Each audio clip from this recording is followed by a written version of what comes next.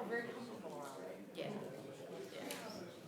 So I put a pot of kielbasa on sauerkraut and potatoes. So that's cooking. Never had any potatoes before. Oh, yeah, I have carrots. Yeah, carrots? Yeah, I got carrots. Yeah, I mean, if it's something that, I think it's good just to make sure somebody's involved. Can't really eat it. Well, you're purchasing policy. Yeah. $1,000. Yeah, so, maybe first in house. That's been under our cars. Yeah. But at least, it's available.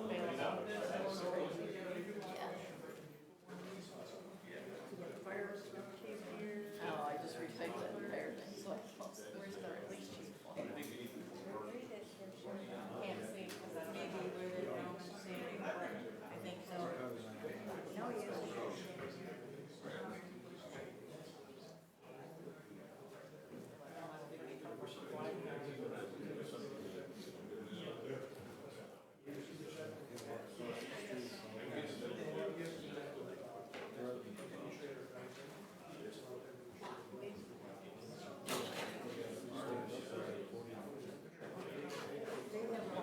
Councilmember, 1 minute away from turning the lights on, please.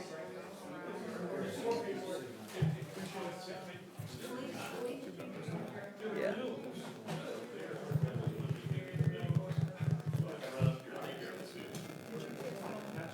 Yeah, Dorothy gave me a ring. She's not feeling well.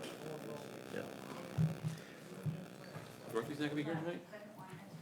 All right, council, let's get your mic screen, and we will get started when that clock hits 30. You have to use a Culver down Monroe.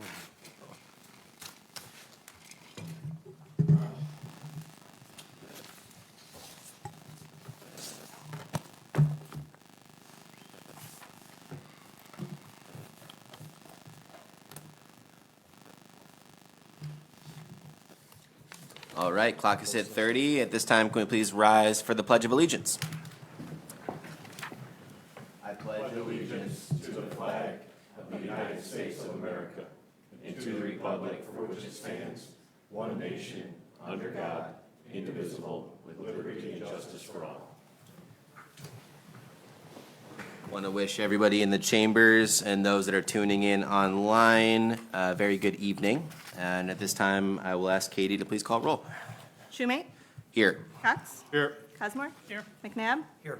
Molnar, Here. Valentine, Wood. Thank you, Katie. Council, we have 2 absent council members. Councilman Valentine had expressed his absence in advance. Councilwoman Wood just reached out. She's not feeling well and asked to be excused this evening. I did get a chance to get some information for her as it relates to relevant agenda items to make sure that's represented on her behalf. Council would be looking for a motion to excuse Council Member Wood and Council Member Valentine. Motion to excuse the absent members. Second. Katie, please call roll. Cox, Yes. Cosmore. Yes. McNabb. Yes. Molnar. Yes. Schumate. Yes. Great. Now that we have excused absent members, let's please move on to the approval of the agenda. Council, in front of you and in your packet, you'll see this evening's agenda. We'd be looking for a motion to approve this evening's agenda. I'll make that motion. Motion by Cosmore. Is there a second? Second. Second by Cox. Any discussion on this evening's agenda? Okay, Katie, please call roll. Cosmore. Yes. McNabb. Yes. Molnar. Yeah. Schumate. Yes. Cox. Yes. With an approved agenda, we will now transition to our opening public comment. Members of the public, this is where we will welcome your comments. Please approach the podium, make sure that light is green, and when you arrive at the mic, state your name and address. Anything you'd like to share with council? Good evening. It's green. Perfect. My name is Andreen Gant. I wanted to say thank you, Mr. Mayor, for talking with me and Chief. I come before you today not to complain, but to see how we can resolve an issue. As I stated with the mayor and the chief, we're having issues with the school bus. Not the school bus, but people going through the stop signs when our children are getting off and on the school bus. I have a special needs little boy, and I've been talking with the mayor and the chief. My little boy was on the lift. He's a wheelchair lift, and a car came right through the blinking red lights. And it's happened before. It's been ongoing since I moved into Meadowlands. And I try and be a parent that will bring forth a concern to where I live. And as of this date, I have not heard from them. So I wanted to come before all of you fine politicians or however and ask how I can get help to help with these cars. And I have gone to the point where I have thrown myself in the middle of the street. I have chased after the cars. I've been in altercations where I shared with the mayor. I've been called very nasty names. And these are individuals that see that these are school buses. I even had a neighbor down the street. I was pulling in. I have a ProMaster van. My little boy and I were pulling in. And the car proceeded to turn in front of me and go on the sidewalk. And there's kids that live next door to me and across the street, all because I couldn't wait. So I'm beside myself, and I also brought my neighbor here, Mr. Todd Messer, who is blind. And he can't even, he likes to take walks with his fiance here, and he can't even really take walks because we have speeding motorcycles, these cars that are coming through.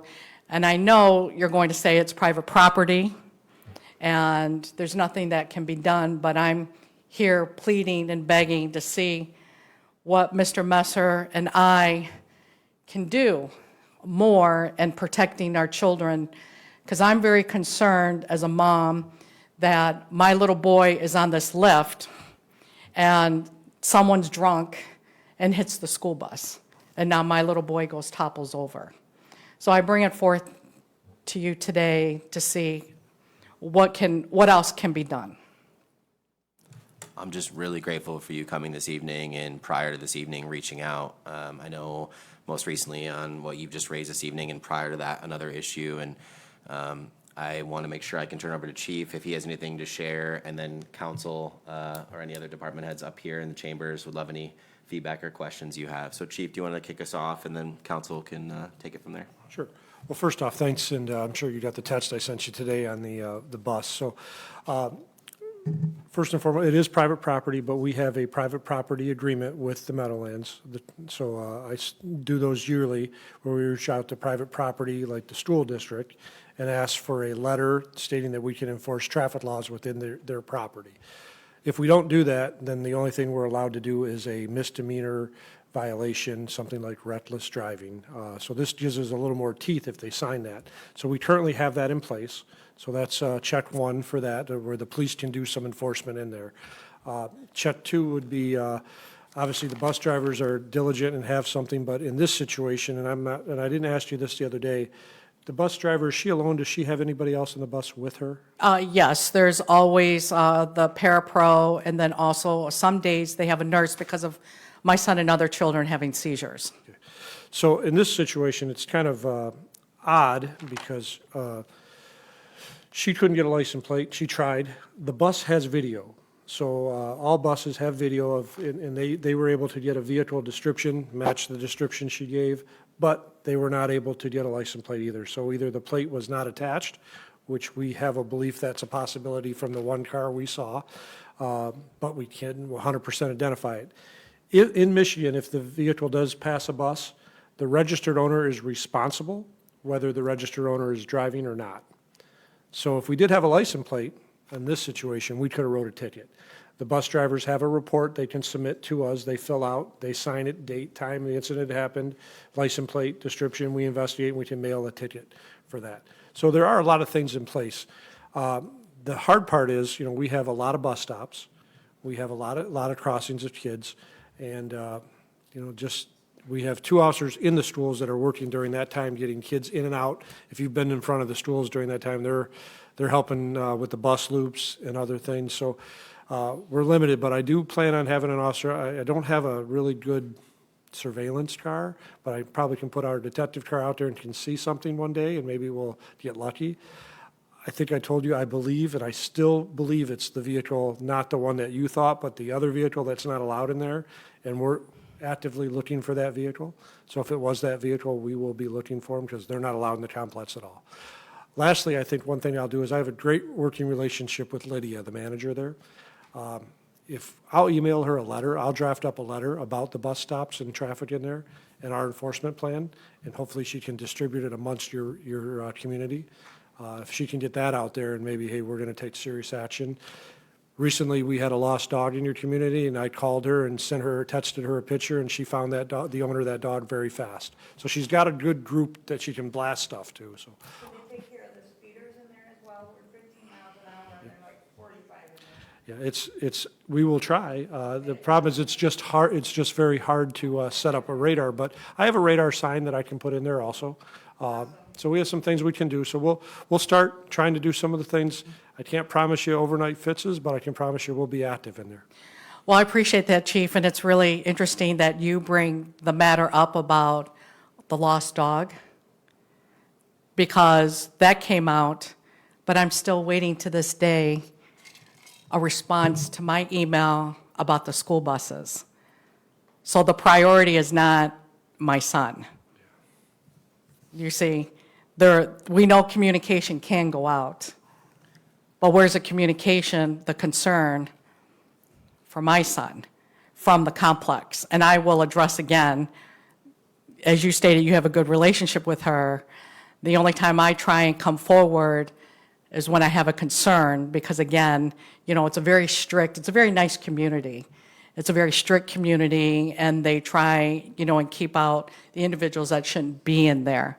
But also they should be good to their people who, you know, pay a very high site rent, and they should be respectful for what our concerns are. And I do agree, there are a lot of stops, there's a lot of school buses, a lot of traffic going in there, but you would think, again, people would be more conscientious in what they're doing. And like I said, I've chased them down, and Todd, even, it's surprising how the motorcycles come, because Mr. Messer had an harsh discussion with a motorcycle person telling them to slow down. And ever since he told them to slow down, they come purposely by their house and rev the motor. And we know who they are, and he can identify, or he can't identify them, but, you know, his fiance can. So we're just trying to be good neighbors, and we're just trying to ensure that the complex that we live are good neighbors, but we see again that they're not to this date.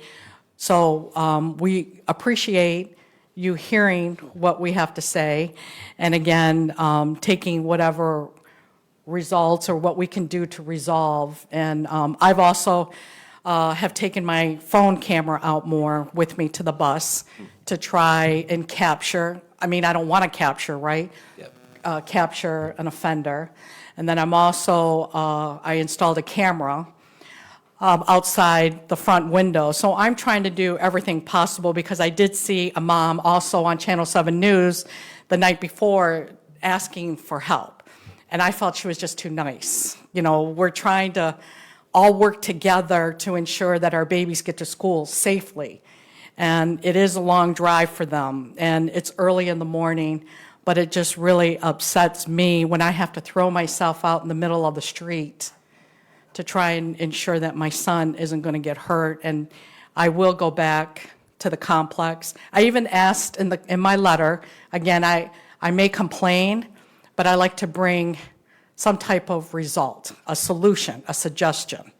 So I asked them if they could put out a street sign of some sort by our house, you know, handicapped child. But again, will they even watch that? And I thought, well, maybe I can even throw out a cone in the middle of the street while I'm there with my son. I even thought about getting the spike strips that your officers use to throw out. You know, I'm just thinking about all that I can do to protect all these children that are running around freely, considering, you know, what we're all going through.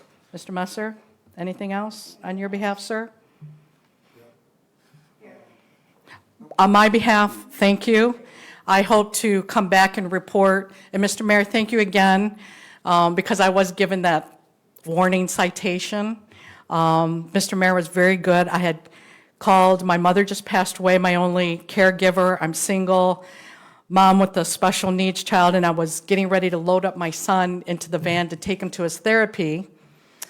And again, I've lived there for over a year, and I had my van parked halfway on the sidewalk and the street, getting ready to roll him down the ramp. But I had to change his diaper and get his G-tube, get him all ready, again, being the single person now. And I came out and I had a citation on the front of my window. And very, very upsetting to me because I'm trying really hard. I'm trying really hard. And to have that put on my vehicle, especially so shortly after my mother passed away, I felt defeated. But I appreciate you resolving it and taking care of that, so I appreciate it. So again, thank you. I was going to have a question for Yeah. you. Oh, yes, I'm Did sorry. you notify the bus yard at the school district? What's going on? Yes, Okay. yes. They're aware. Officer Seifert also has followed up on it. Okay. I'm sorry? Officer Seifert also followed up with the bus garage to pull the video. So he's working on some stuff too. Yes. Chief, It's, Chief, what is the protocol on the video on the buses? Do they retain that video all day, or is it? I don't know the retention, how long it is, but this happened last week. I believe you and I spoke on Thursday because I had a council packet deadline I was trying to get through. I'm sorry. And no, that's okay. And Officer Seifert sent a letter to the bus on Friday, and they got the response this morning, so it was there all weekend. So I'm sure the bus probably has some good retention on it. Does the driver need to trigger a certain incident? I believe the bus, probably stop sign goes out, cameras goes on if if it's wired the way I would wire it. Stop seems sign like goes it's out, an- camera goes on. Seems like it's an easy find. It is if there's a license plate displayed. Right. No, There but- was a vehicle in the complex that fit the description that had Yes. no license But I plate. mean, in the future, as everybody's aware of it, and I would imagine the bus drivers are being drilled down on this too, that it happened so fast you wouldn't believe. My son was going up on the lift, and there are cars stopped on both sides. And I'm making sure he gets up on the lift, and this car came from nowhere. I mean, there's cars stopped, just came from nowhere and went right through, and the sign was out, flashing. So we always check ourselves, because sometimes, they do turn it off because they want the cars to go through. But I couldn't believe it. And so I started screaming and yelling, and I was going to start chasing them. My neighbor, she was going to follow me, and the car stopped. Like, they were upset that maybe we said something to them. I wasn't even swearing at the time yet. And the car just drove off like it was no tomorrow. And so that's what was very upsetting, because I had had enough. well, maybe with the school system that they can drill down on this specific driver, because I'm sure it's one driver on that route. I've seen the car before. Well, not the driver. No, I'm talking about the bus driver. Yes. Because I think the magic in this whole thing, if you're going to resolve it, is the camera in the bus and making the driver aware of. Well, the camera was working. I believe the license plate was either covered or not on the vehicle. Yeah. From what we've seen. And she's busy. She's waiting for him to But it come doesn't- on, doesn't and then the sound like it's parapro just- was busy. Doesn't sound like it's just one driver.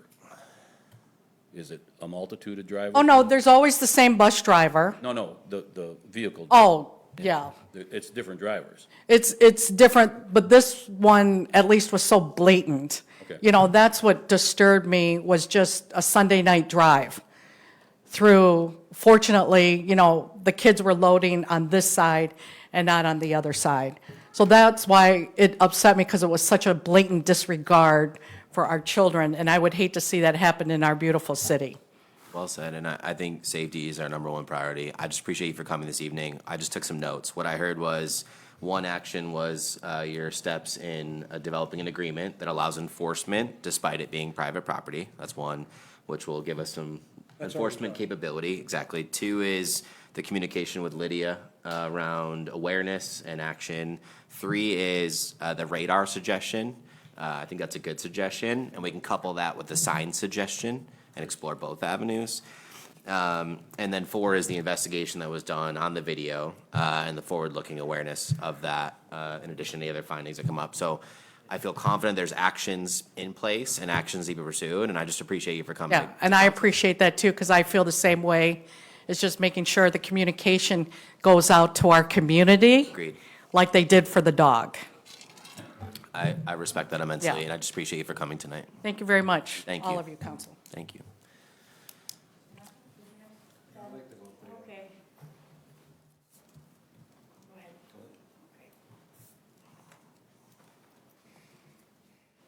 Hi, we also live on Homestead in the Meadowlands as well. We're her next door neighbors. Thank you for coming. Yes, I'm totally blind, so a lot of times I walk around the block and I'm kind of threatened the way the speeders are going by. I've been talking to Olivia for like the last 5 years, man, trying to get speed bumps in there, not just because of the bus, just the safety. I'm concerned about myself and the other people around in the neighborhood, all the speeders every day. I used to holler at them all the time, but I kind of try not to anymore. I try to bite my tongue. Yeah. Because people come back and just haunt me more. They speed up and make more noise in front of my house. If you've been in the Meadowlands, when you come in off the Ford Road, there's a stop sign when you immediately come in, and there's probably enough for 2 cars there. There's probably between the 2 stop signs, I'm going to guess about 600 feet. And there's probably 15 houses on either side of the street. So if you're doing 15, it's probably going to take you a couple minutes to get down to that stop sign. But people do 25 and 30 miles an hour down there. And the park is just fighting with me for 5 years now to do speed bumps. They've given me excuses they're not in their budget. They give me excuses they have to plow. I told them there's a lot of places you go, we have speed bumps that they plow. They gave me excuses they've been wanting to repair the road for 5 years, and they don't want to put them down, they have to bring them back up. I understand that, but for the last 5 years, you've been telling me you're going to do the road, and they have done nothing. The sidewalks and all the driveways are deteriorating real bad in that park. They do like 1-2 driveways every fall. So time I'm dead, they'll still be working on them. But my concern is just myself and other people, and been trying to get speed bumps in there, but they don't want to do it. I really appreciate you for coming and sharing that additional insights around what you've done to try and address speed bumps or other opportunities to mitigate. So we'll absolutely include that in our communication with Lydia, and in addition to the above actions we had mentioned previously. Yeah, and you mentioned my name, she knows me, so. I appreciate that a lot. See the number pop up. Okay, thank you. Thank you for being here. I appreciate it. Members of public, are there any additional comments for council this evening? Please approach the podium and just be sure to state your name and address. Good afternoon. My name is Ryan Stewart. I'm actually a Trenton resident, and I'm here in regards to the resolution regarding supporting the potential expansion of the Riverview Land Preserve. So if you'd like my address, it is 2651 West Jefferson, Unit 2, and that's in Trenton. Thank you for being here. Thank you very much, and thank you, Council and Mayor, for taking the time to consider different positions on this issue. Again, my name is Ryan Stewart. I'm the founder and president of an organization called the McLouth Waterfront Alliance. So we're an issue advocacy nonprofit that was formed originally around the former McLouth Steel site and its Superfund designation for environmentally sustainable redevelopment. That's good for the economy and also public health. And so we have also engaged with a community group. They have a Facebook page called the Stop the Riverview Landfill Expansion, but generally there's a lot of residents from Trenton, Woodhaven, Brownstown, and Riverview that are in opposition to the expansion of the Riverview Land Preserve. So I know that the director of the landfill resigned last week. However, it's to my understanding that he recently came and made a presentation to some of the surrounding city councils regarding their request for expansion. So I will keep it brief and I will keep the nerd speak to a minimum, but I do have some information here if anybody has any questions. So just 2 points.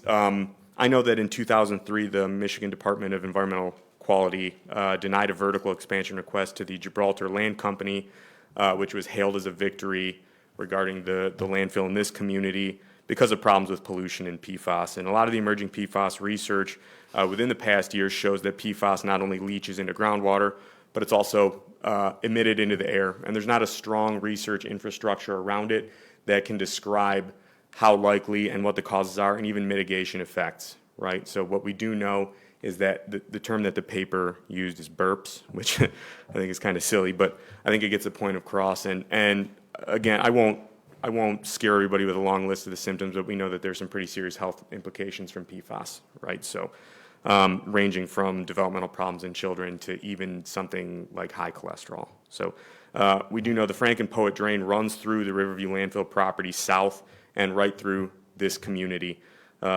Landfills are one of the largest known sources of PFAS contamination, especially those that accept industrial and manufacturing waste, such as from construction. So regarding the type of waste that they take and maybe some of the financial considerations, I know you're all in a difficult position when you look to balance sort of like what ifs or what could be a worst case scenario with important considerations like, oh, how much does it cost residents, right? When you make some financial decisions around like where do you take waste management and how do you support it? So I am aware that it's approximately 12 miles to the Carlton Farms landfill and approximately 7 to Riverview. So I'm aware that it's a 10-mile round trip extra per load. I don't know how many loads that you take. I'm pretty sure that you guys do waste management one day a week. I think it was Wednesday is what I saw.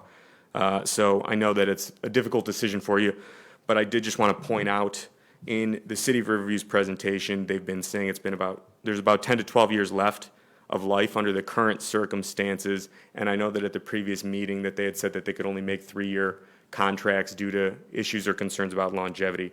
I will say that in 2023, according to Eagle's Solid Waste Annual Landfill Report, the landfill took in approximately 1,023,000 cubic yards of municipal waste from 4 different counties, 342,399 cubic yards of construction and demolition waste from 6 different counties.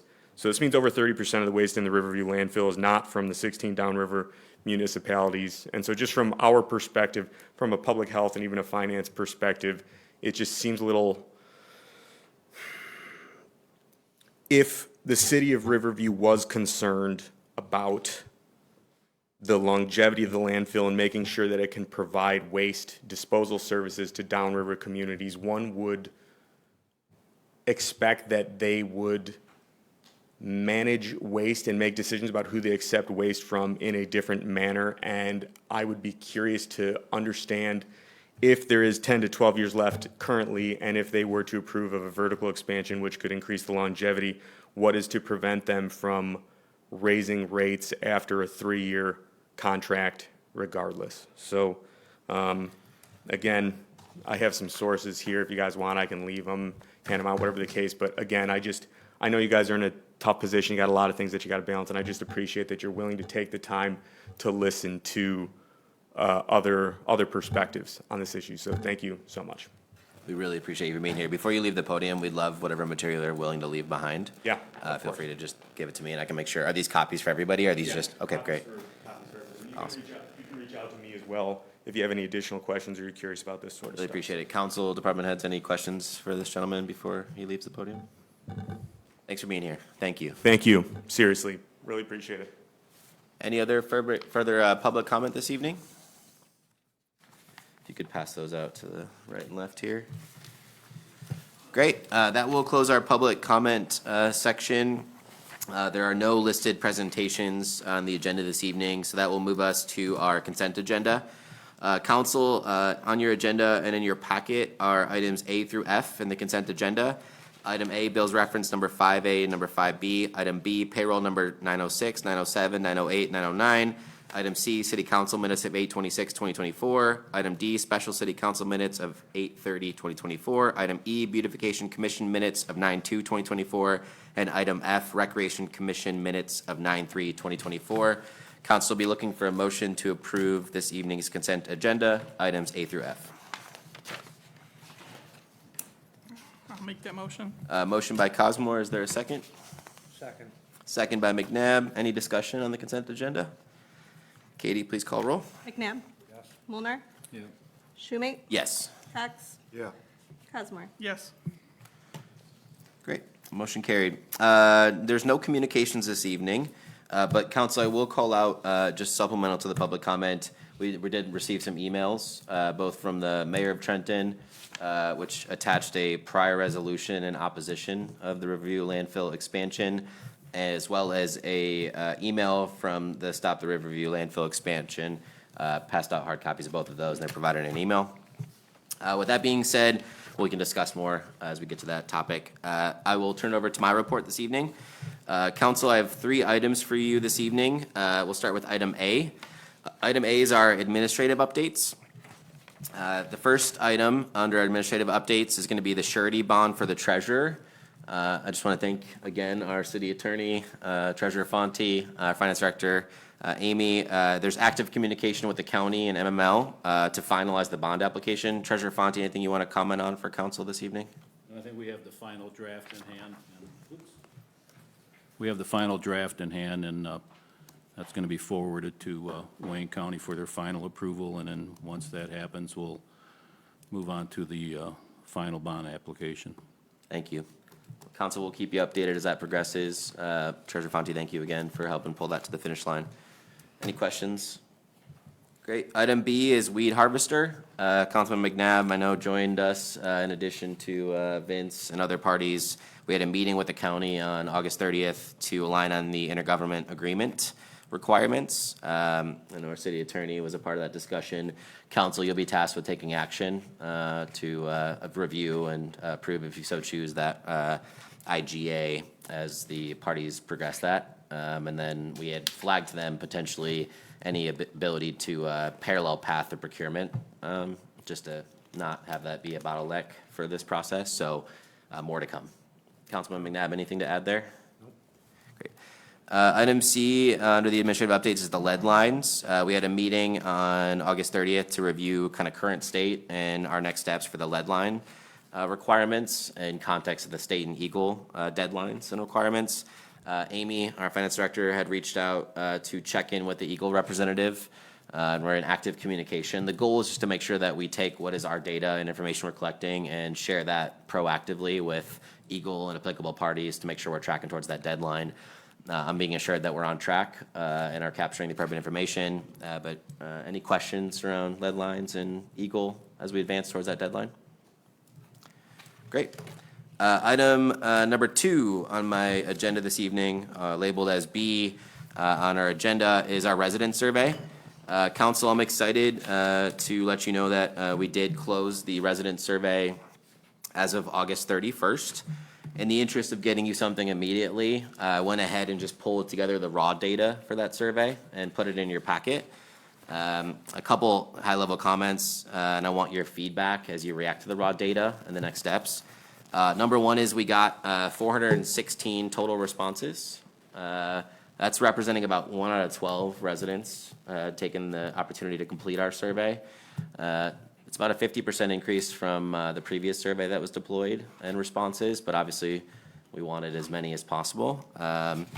Number 2 I wanted to call out to you is you'll see I put in raw data in your packet. Some of these questions in raw data I think are pretty straightforward and don't require any further analyses. So you'll see, like, for example, the breakdown in demographics. I think we got good distribution on age demographic distribution. Some of these questions require further analysis. I just want to stop and ask a couple things. One is for the questions around the open text comment boxes, such as what makes Gibraltar special to you. In your packet, I put kind of like a heat map of the words utilized. So I'd love any feedback on if you like that type of analysis represented or any other ways that you'd like to see that data represented. Stop there and see if there's any comments. Yeah, 'cause a lot of them mean the same. I mean, when you read them, you kind of figure it out. I think it helps triangulate pretty clearly, like where the key messages lie in that. The same thing applies to the least favorable aspects. You'll see the same heat map used for word frequency. On the level of agreement, this relates to our vision statement. You'll see in these graphs, I tried to represent it in green for, I would say, agreement or strong agreement. Red would be disagree or strongly disagree, and then gray represents the neutral. I think you see a pretty clear index towards the Gibraltar's future should be focused on maintaining its character for those that are already here. But I'm going to pull an analysis on the comments because we gave our residents an opportunity to put in their own mission statement if they felt neither was suitable. Same thing with Gibraltar missing. You'll see that the word map is used. Some of that can be cleaned up. I'm going to take that action. So for example, when the word city is used, right, it'll pop up in frequency, but obviously might not be material to what is missing. Next one is on the professional services, or I should say city services for Gibraltar. Again, green is a favorable response. Yellow is meet expectations, and anything orange or red would be either unacceptable or needs improvement. So welcome any suggestions on that graph as well. For short-term rentals, this is one I wanted to talk about. This one's pretty straightforward, and I want to get your feedback on next steps so we can close the loop on this topic. You'll see that for the short-term rental question, we incorporated the committee recommendation of different thresholds that could be used. Just for disclosing the data here, we had a 70.02% reflective of 285 responses that said no, short-term rentals should not be allowed under those thresholds. So a pretty majority response on the no. I'd like to share that information with our committee. If there's no other objections, I'd also like to share that information with our planning commission and DDA members, unless there's any objections to that being done. Great. Is there anything else that you'd like to share? We have some open comment boxes. Again, I'll work through those word maps. Council, what I'd like to do is, if there's not any further comments, I'd like to put together a final analysis for you. It'll be in your 23rd packet.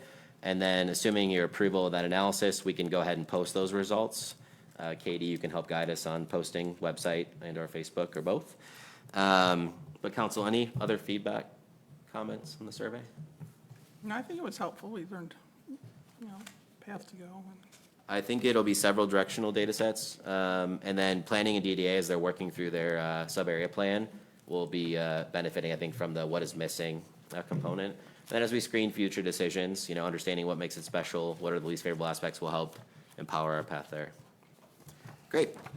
Going back to my items for today, the last one on my list for you is item C. It's a city administrator. Council, excited that we got 9 applicants for the position. Katie, thank you for sharing all those. In your packet, we had tasked each of you to review each of the 9 applicants and then come today with a yes, they should proceed to an interview, or no, they should not proceed with an interview. We obviously have a special meeting that's already been proactively scheduled on Friday at 4 p.m. What I would ask is, as we go through the first exercise, we're just going to go just like we did last time, just go each council member, and I'm going to list the initial of the applicant, meaning SS as our applicant. I'm going to ask you for yes, proceed to an interview, or no. And then with the majority can rule there. Once we understand how many majority applicants we have that will proceed to an interview, we can decide if we want to revise the timing for the special meeting. For example, right now it's at 4 p.m. Maybe we want to move it a little earlier to give us a larger window of time. Last time we used about 40 minutes per interview. So let's let the process start with the yes, no. I have Dorothy's votes. To jump in there, I think please. that since this is a council appointment, any applicant that any one of us council people want to interview, I think we should interview. As opposed to getting a majority rule on something like that. It's a council appointment, so anybody that any applicant that any of us council people want to interview, we ought to bring in for an interview. What do you think, council? My only thing is just the signal that it sends if it's a very small minority, but I don't have any issue with that. Yeah. Everybody on board with that approach? And there's only 9 applicants altogether, so it's not. Yeah, it seems like a manageable number regardless. Yep. Okay, cool. So we'll go ahead and, the first applicant of 9, just in order they were shared, is, the initials are SS. We're just doing that for respect to the confidentiality of the applicant. So for SS, the applicant, I'll give you a second to pull up your list of yes, nos. And with that mindset, we can go ahead and start. Councilman McNabb, do you want to tell us yes or no on applicant SS? No.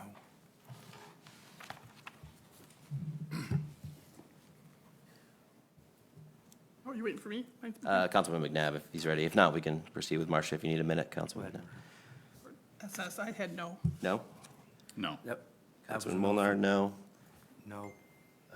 Councilman McNabb, no. I had no. No. No. And Dorothy said no. So applicant SS will not proceed with an interview. And Vince, we can make sure we work with you and Katie to follow up on any of these applicants with next steps, whether it's interview or lack thereof. Okay, that closes SS. Initials next are MB. Councilman McNabb, back to you. MB, yes. Councilwoman Cosmore? No. I guess it doesn't matter at this point. So, yeah, it doesn't matter. You want to share your perspective? No. Okay, I had a yes. Councilman Cox? Yes. Perfect. And Dorothy had a yes as well. Okay, MB will proceed with interview. Next initials is KL. KL, Councilman McNabb, do you want to kick us off? Yes. I had a yes. Great. Councilman Molnar? No. Councilman Cox? Yes. Okay. I had a yes. Dorothy had a no. Okay, KL proceeds with an interview. Next applicant is KSD. I put KSD because there's another KS, so just please take a look at the KSD versus KS. KSD, Councilman McNabb, floor is yours. Yes. Councilwoman no. Cosmore? No? Councilman Molnar? Yes. Yes. I had a yes. Dorothy had a no. Councilman Yes. Yes. Okay, KSD proceeds to interview. All right. Next initials is KS. So this will be different than the KSD. KS. And Councilman McNabb, floor is yours. No. No. No. Yes. No. Yes from Councilman Molnar. I had a yes. Dorothy had a yes.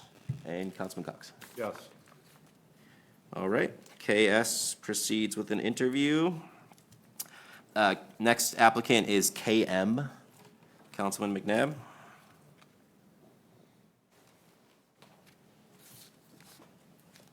No. No from Councilman McNabb. Councilwoman Cosmore? Yes. Yes. Councilman Molnar? No. I had a yes. Dorothy had a yes. Councilman Cox? No. No. Okay, that applicant proceeds to an interview. Next applicant is J.O. Councilman McNabb, whenever you're ready. Did I hear no? Councilwoman Cosmore? No. Councilman Molnar? No. I had a no. Dorothy had a no. Councilman Cox? No. That applicant will not proceed with an interview. Next applicant is initials DT. Councilman McNabb, whenever you're ready. No. Councilwoman Cosmore? I had a maybe. Anything you need to capture further information that you wanted to know? I would, yeah, just, I'll put an M. I'll say yes. Okay. Councilman Molnar? No. All right. I had a yes. Dorothy had a yes. Councilman Cox? No. Okay, DT will proceed with an interview. And last applicant is AK. Councilman McNabb, whenever you're ready. No. Councilman Cosmore? Yes. Councilman Molnar? No. I had a yes. Dorothy had a yes. Councilman Cox? No. Great. All right, so, looks like we have 1, 2, 3, 4, 5, 6, 7 applicants that will proceed to an interview. Thank you, council, for that exercise, and the independent reviews that led us to that exercise. So with 7 applicants that will proceed to an interview, if we think about it, right, we could do, basically the math works out to 3 applicants every 2 hours, right, assuming 40 minutes. So that, basically we'll need about 4 hours and 40 minutes of time to accommodate all 7. So I know that's a long day, but one option we might consider is, since we have a 4 PM special meeting on Friday, we could slide that up a little bit if folks could make it. Meaning like start at 2 PM, for example. And if we did a 4:40, 4 hours and 40 minutes, we could calendarize all applicants, and then we could have like a dinner break, you know, for 20 minutes and any other bio breaks we need to incorporate. But that would put us at like a 2 p.m. to like a 7 p.m. It's a 5-hour block. That's option one. Option two is we go and just do 2 separate special meetings. And obviously, some of this will depend on the availability of the 7. What do y'all think? I'm not able to be here before 4 o'clock. Okay, 4 o'clock's your, Yeah, let's keep it at 4. There's gonna be 2 or 3 of them that tell us they can't make it anyway. Yeah, and truthfully, 40 minutes, some of them will take the 40 minutes, but you'll have some that'll be done a lot sooner than that. okay. So with 7, so we'll do outreach to see who's available for 4 p.m. And then we can make an informed decision to see how many are available. And if we need to schedule another meeting, we can do that, or do we want to schedule another meeting in advance? You want to wait for the availability? Yeah, okay. We can do that. Vince, any feedback on the process that you'd like to share? Anybody else have any comments? All right, well, we will outreach the applicants, see who we can recruit for that 4 p.m. slot on the 13th, and then for any additional windows availability, we can reconvene with council to make sure we schedule that accordingly.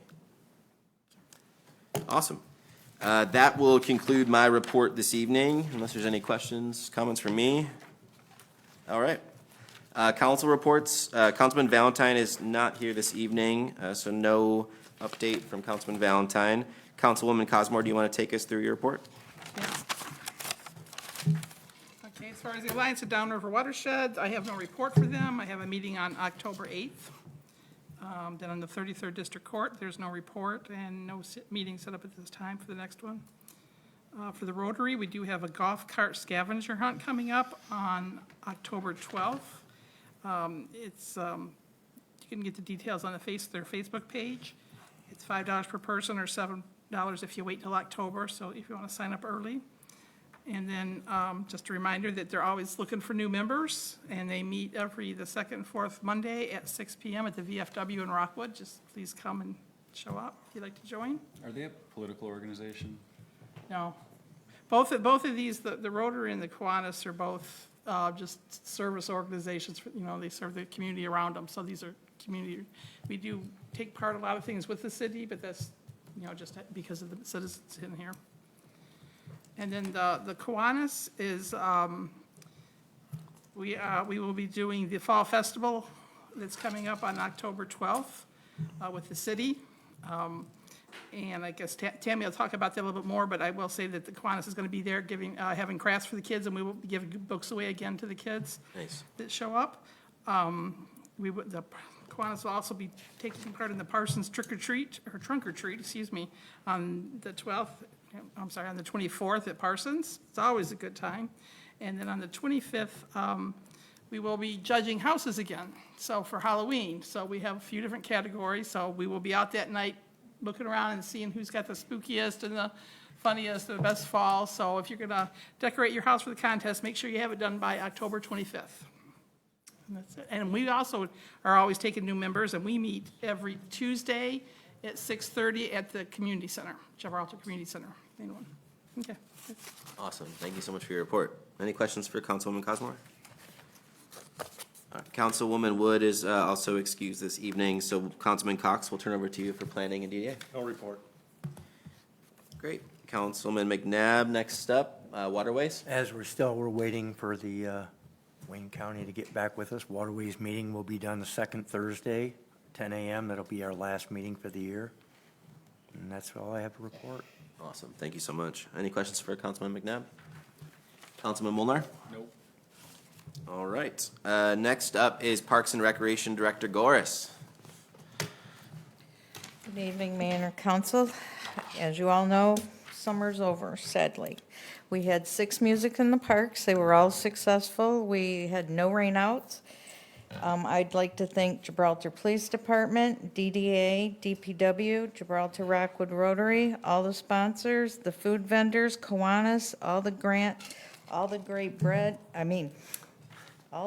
bands, and Sunseekers Boat Club for their donations.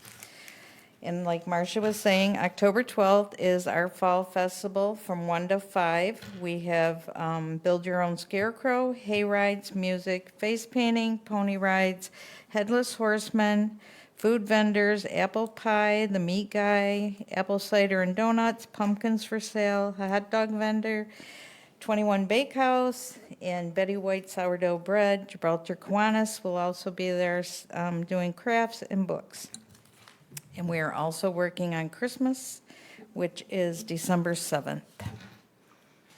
I just want to thank you and the Parks and Recreation Department for an awesome summer set of Thank you. events and everything you do more broadly throughout the year. Appreciate it. Any questions for Parks and Recreation Director Goris? All right, City Attorney, anything for us this evening? Nothing to report. Thank you, City Attorney. With that, I'll pass it over to Vince. On the agenda is, you brought back the resolution that was presented at the last meeting and drafted just language that may have expressed some concerns, reservations related to items I think that we're aware of, the traffic impact, Canadian waste being brought into the Riverview landfill, and then the last item was just a suggestion that if it was to be expanded to ensure that all of the downriver communities still have their allocation related to that. But most of it's related to mitigating the impacts of traffic impact on surrounding communities and neighbors, as well as mitigating the impact on Canadian waste to the extent that it's feasible. So it's a draft resolution, for council's consideration, but it does still have the language in there supporting that was presented at the last meeting. Yeah, as been said, the resolution's been revised to update some of the important things we felt were necessary to express if we were to choose to support this expansion effort. I know Chief Tangway, you provided some data and you made some context as well. I think the data point we got was that when the Riverview residents themselves were surveyed about the expansion, Chief, keep me honest here, but I think it was 63% expressed support 63 or 62. for the expansion effort. Obviously, you'll see the public comment that was held this evening. Just for your awareness, some of the things you've highlighted around infrastructure impact or waste acceptance, we've revised our resolution for council's consideration this evening to address both of those points. Also, just important to call out, I'm not sure how much you've tuned into our city operation, wouldn't expect you to as a Trenton resident, but what we did do was a lot of work on the PFAS topic. Planning and DDA took action on supporting a treatment facility here in Gibraltar to help clean up the past in many ways. So we hear you on that concern loudly. Council, the actions in your court, if you so choose, related to the resolution that's in front of you. I'm grateful to see the evolution of that resolution to address some of the concerns that I think are important, such as waste acceptance and obviously infrastructure or traffic impact. But council, if you need more information, our goal was to make sure we didn't take action last time, but rather gather as much information as possible so that whatever you choose to do, you can make an educated decision. Do we really have to do anything? I mean, we do not have to do a resolution supporting it either way. You don't have to. And the other thing, sorry, because I know you mentioned it just for the sake of making sure we're all informed, we did do a financial analysis. You've highlighted some of the distance considerations. There's some other variables in place there. Vince, I know you can speak to that, but if there's any details needed. But we've looked at or at least seen some of the proposed considerations around financial impact. And I think that's really an important part for us as the city of Gibraltar, right? We've been told that it's about 8 years out from closure if there's an expansion that's not successful. And obviously, we've given council information around the financial impact that would have for the city of Gibraltar. So to Councilwoman Cosmore's point, we don't need to take action. Action remains in the court of council if they so chose. We don't have to take action tonight either if you need more time to consider any information. But if you choose to take action this evening, that choice is yours. If not, we can revisit this topic at a later date, making sure that we're procedurally taking the right step. Not hearing any action. Okay. Council, one last chance for action. All right. Procedurally, if there's no action taken, City Attorney, maybe you can educate us on if there's anything that we need to consider, if this could be revisited at a later date. Yeah, it's a resolution that you voluntarily can pass or not pass, and so if you want to revisit it later, you're more than welcome to, or if you don't want to, you don't have to. Awesome. Vince, back to you for item B. Pass these down. Wanted to do a fairly quick review of the purchasing policy. Amy had put together, some highlighted some proposed changes in there. And I'm going to walk through it fairly quickly with a number of items, but also consider this as a draft because by and large, I think this is the purchasing policy that was established decades ago. And for all intents and purposes, it's really not that bad.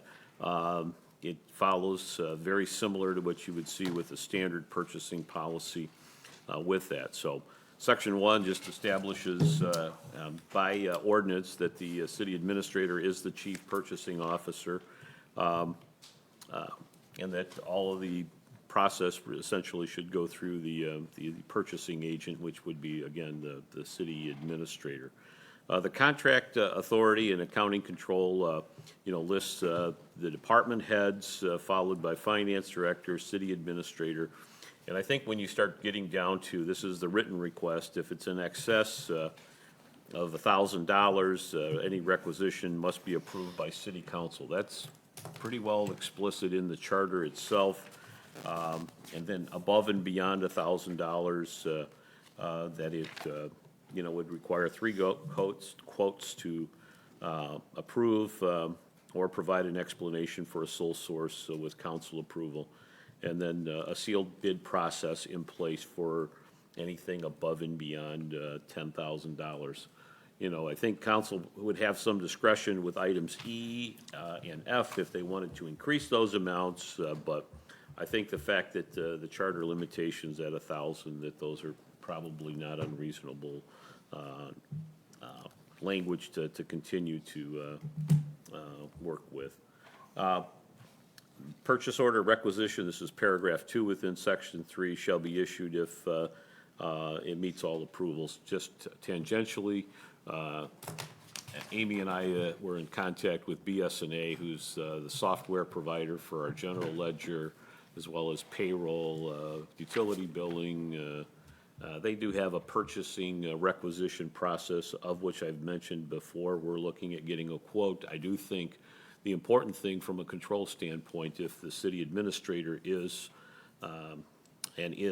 actually is the purchasing agent, that they have a system in place where any department submits a requisition and nothing proceeds without going past the city administrator. And that would include an initial review by the finance director to make sure that sufficient funds and budget authority is in place. And so I think it's an important element, particularly in today's world, is that I always, as I mentioned before, requisition comes in, I got an email that it's awaiting my review and approval. And I think that's a good process to have going forward.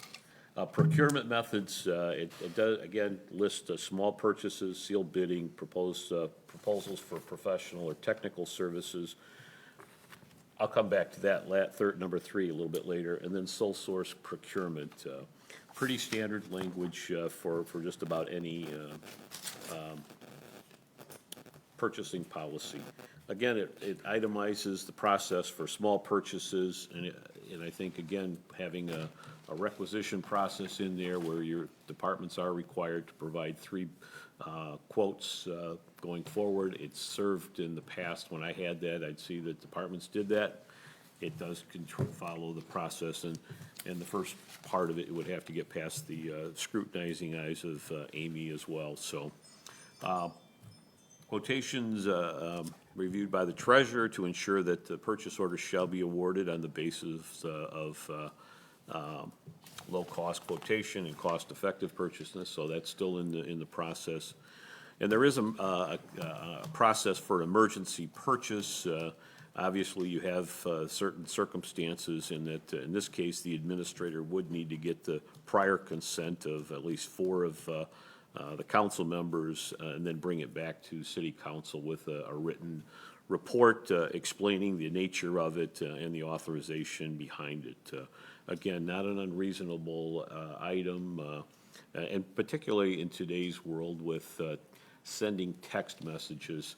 Don't like to do that typically, but, it just, in a case of an emergency, look, moving forward with this emergency purchase, just let me know if you have any concerns or issues.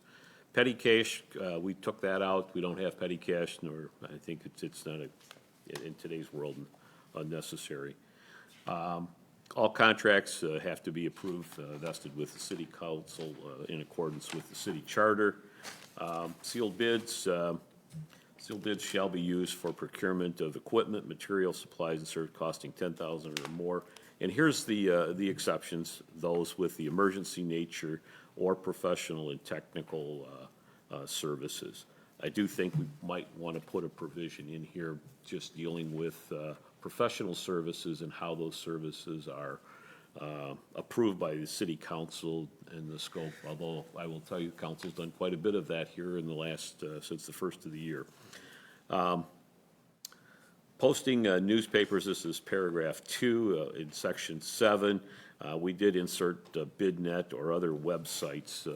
Probably could be a little more specific to trade and or, you know, maybe the Michigan Municipal League or other professional associations in there. But clearly, newspapers don't work anymore. That's just the way it is, and so we probably need to work, certainly don't work from a standpoint of trying to secure bids for projects and services.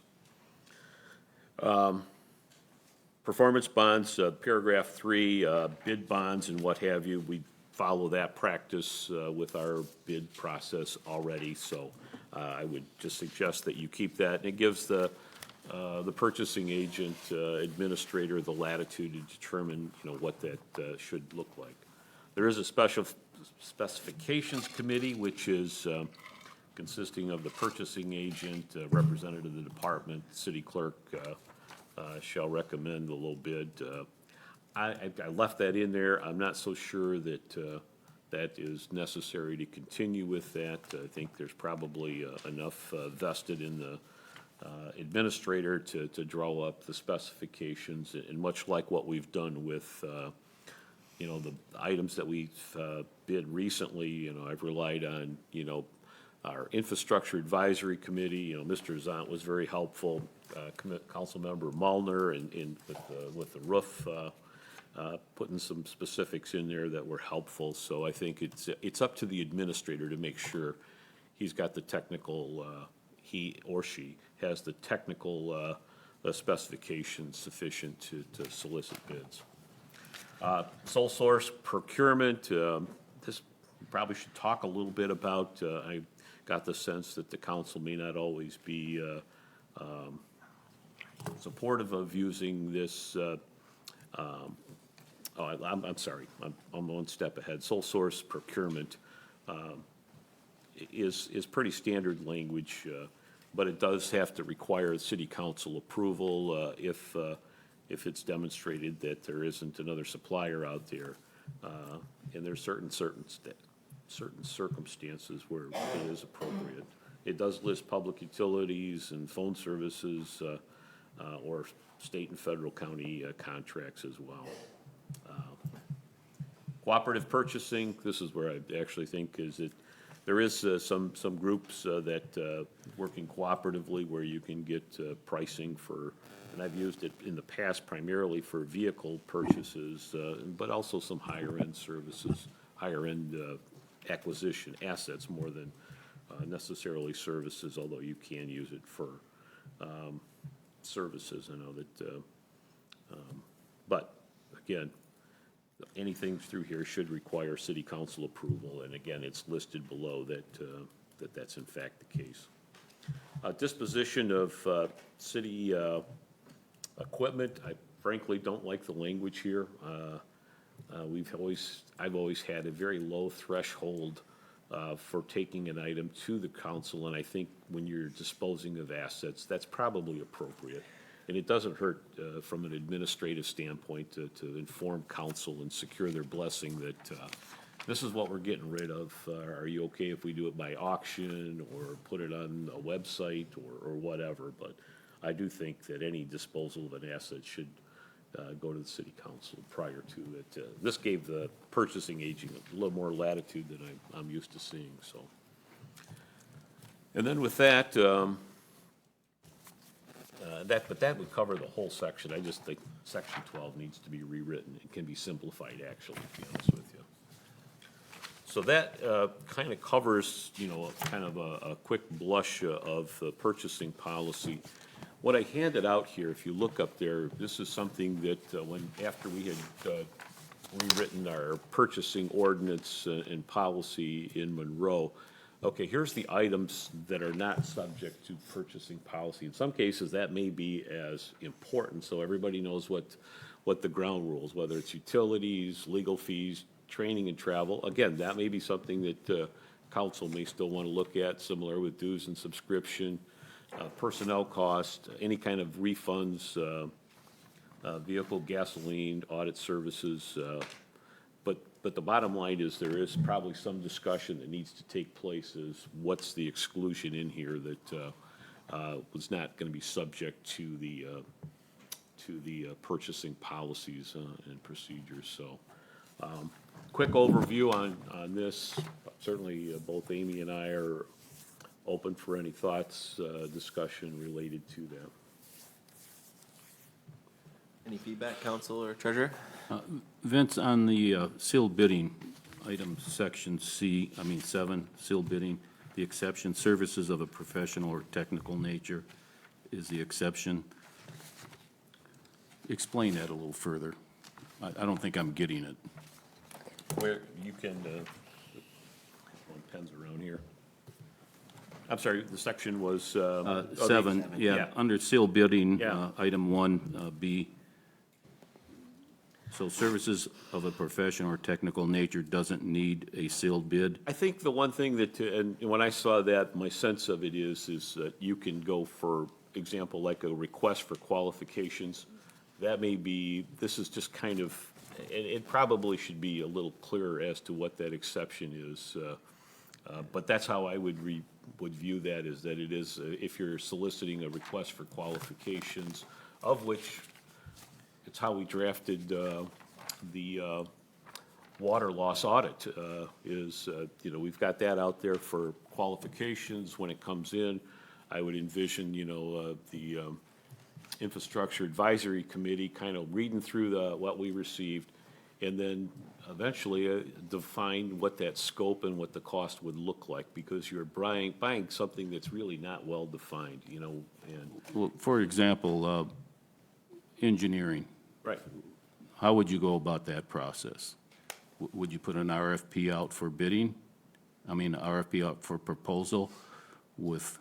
Well, I think, and that's, there's two ways to go with it, I would probably view that as kind of more leaning on a qualification-based selection process.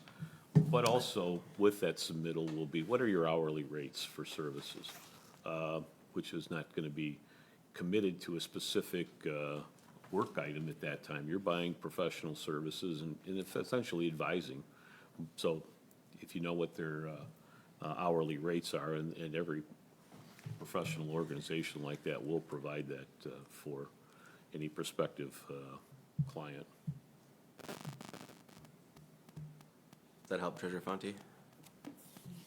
Well, yes and no. I'm not quite wrapping my arms around why it needs to be accepted, or it's an exception. I think it needs to be a little more clearly specified. Okay. Yeah, that part, there's no disagreement there. All right, cool. Yeah. Yeah, Vince, while you're talking, I just flagged a bunch of areas that you had flagged, right, for whether it's need further language or. Yeah. So, council, anything else to flag? And then Vince, maybe you can kind of talk about what you would envision as next steps. I have a couple things, sorry. Yeah, please. We do have petty cash on the police side, so Okay. I'm sorry you weren't aware of that. Never gets used. I do too at the community center. Yeah, so we probably should have made you aware, sorry about that. Well. I think I have $50 on the police side counter for emergency purchases for food, for maybe a prisoner if we're out, or if they run across somebody who's in need of something in the middle of the night. And I also, for BSNA. Yep.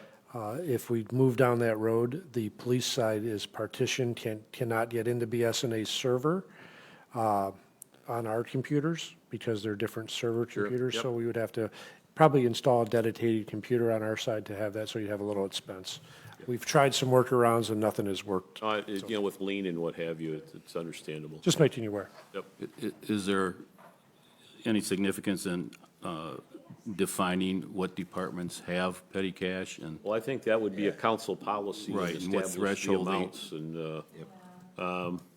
and, clearly that's a resolution establishing your petty cash policy, who's authorized and And we would probably want to establish quarter, or probably at least monthly monthly, reconciliation. absolutely. Right. Done monthly by Yeah. me as the finance director. Because I've asked that question coming into the seat for the first time, and how do we reconcile petty cash, and what are the thresholds that each department that has it retains, and so I'd like to get a handle on that. That would help. Let's take that as an action. I know that the strike language says shall not exceed 25 per purchase, but to the points mentioned, there's certain departments that are clearly using that, so we'll take that as an action. And we could define what they're used for. Petty cash can be a real problem. I've involved with termination associated with that, so I just am a little, Ours gets used almost never. so. yeah, exactly. So we can look at that. So section 5, we got the petty cash that we need to look at. We got section 7, we need to expand upon 1B. Yep. To get a little more specific there. Going off Yeah, please. that and Mr. Fonte's question, would it be appropriate to put specifications on what's an RFP and what's an RFQ? Yeah, that's easy enough, yeah. I like it. Yep. All right, and then Vince, you'd also flag section 8, which is the specifications committee. If I heard you, it was, is it necessary, or how applicable is it? Is that what would you need action or direction on? I think it's just, somehow it's, if you, rather than have a specification committee, it is incumbent upon the administrator as purchasing agent to make sure that you've got, sufficient, clear specifications if you're going out for bids. And so, but that means relying on either an internal group that is familiar, or in some cases, you do so with your professional services, whether it's, architect, engineer, planner, that type of thing. So, but it's incumbent upon the administrator to make sure that the specifications are understood. Sounds like we could leave that language in and use that model of city administrator gatekeeper, or are you suggesting consider removing it?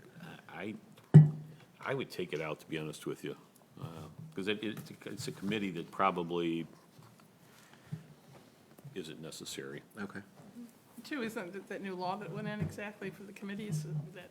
Yeah, exactly. The publication of them, yep, a notice of them, yep, exactly. And I know Vince did that today for the Infrastructure Advisory Committee, if you saw that email. Okay, section 10 and 11, you also just flagged to make sure we're aligned. Yeah, I guess I'm okay with the sole source procurement. If you look at it, proprietary replacement parts, okay, I can understand that. Professional trade memberships, subscriptions, and publications, I can understand that. Public utilities, phone, I can work with that. And, federal, state, although Amy added county in there, if you have contracts with them as well. So they're, in some ways, a sole source. And ultimately, they're going to require city council approval, which I think is appropriate. And it says the city council may authorize a contract.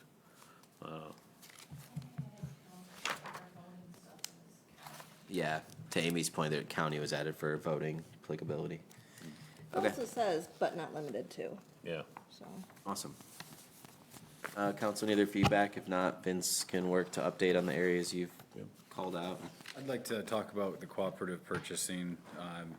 I think that there might be, we might benefit from a tiered process to where we only go to cooperative purchasing if we can't get 3 bids or competitive bidding on the sealed bids. These cooperative purchasing programs, they target municipalities and public entities because of a perceived sophistication level of the purchasing, and they are often targets that take advantage of municipalities. And we rely on them because they're easy and they don't require the work that it takes going into a request for proposals. So if there was some way we could tier that to where we only do cooperative purchasing if we can't get sealed bids, might be something that would be in our best interest. Now, with that cooperative purchase, would that be like under where the school district, I know in the past, we've like got salt with them and we've done different things with them, is that would be That would under be that? it, yeah. It goes, they will sell you whatever you are interested in. These cooperative purchasing programs, they're crafty. There's some benefits to them, buying toilet paper and things like that, where there's benefits to combine 5 purchasing entities to get a bulk purchase price item. But they have little tricks of the trade where they will bid something out in middle of nowhere, Texas, and then they'll rely on that bid to be able to sell something in Kansas or Michigan. And it gets to be a pretty nasty program that takes advantage of municipalities, something that we probably don't want to rely on until it's, the only thing available. So let's, can we walk through that just in its application? Yeah. I've used it, with the salt being an example, and it's, pretty well regarded by most municipalities and the purchase of vehicles. Let's, in walking this through, would we initiate the request for bids and always have that as a backdrop? Yeah. Okay.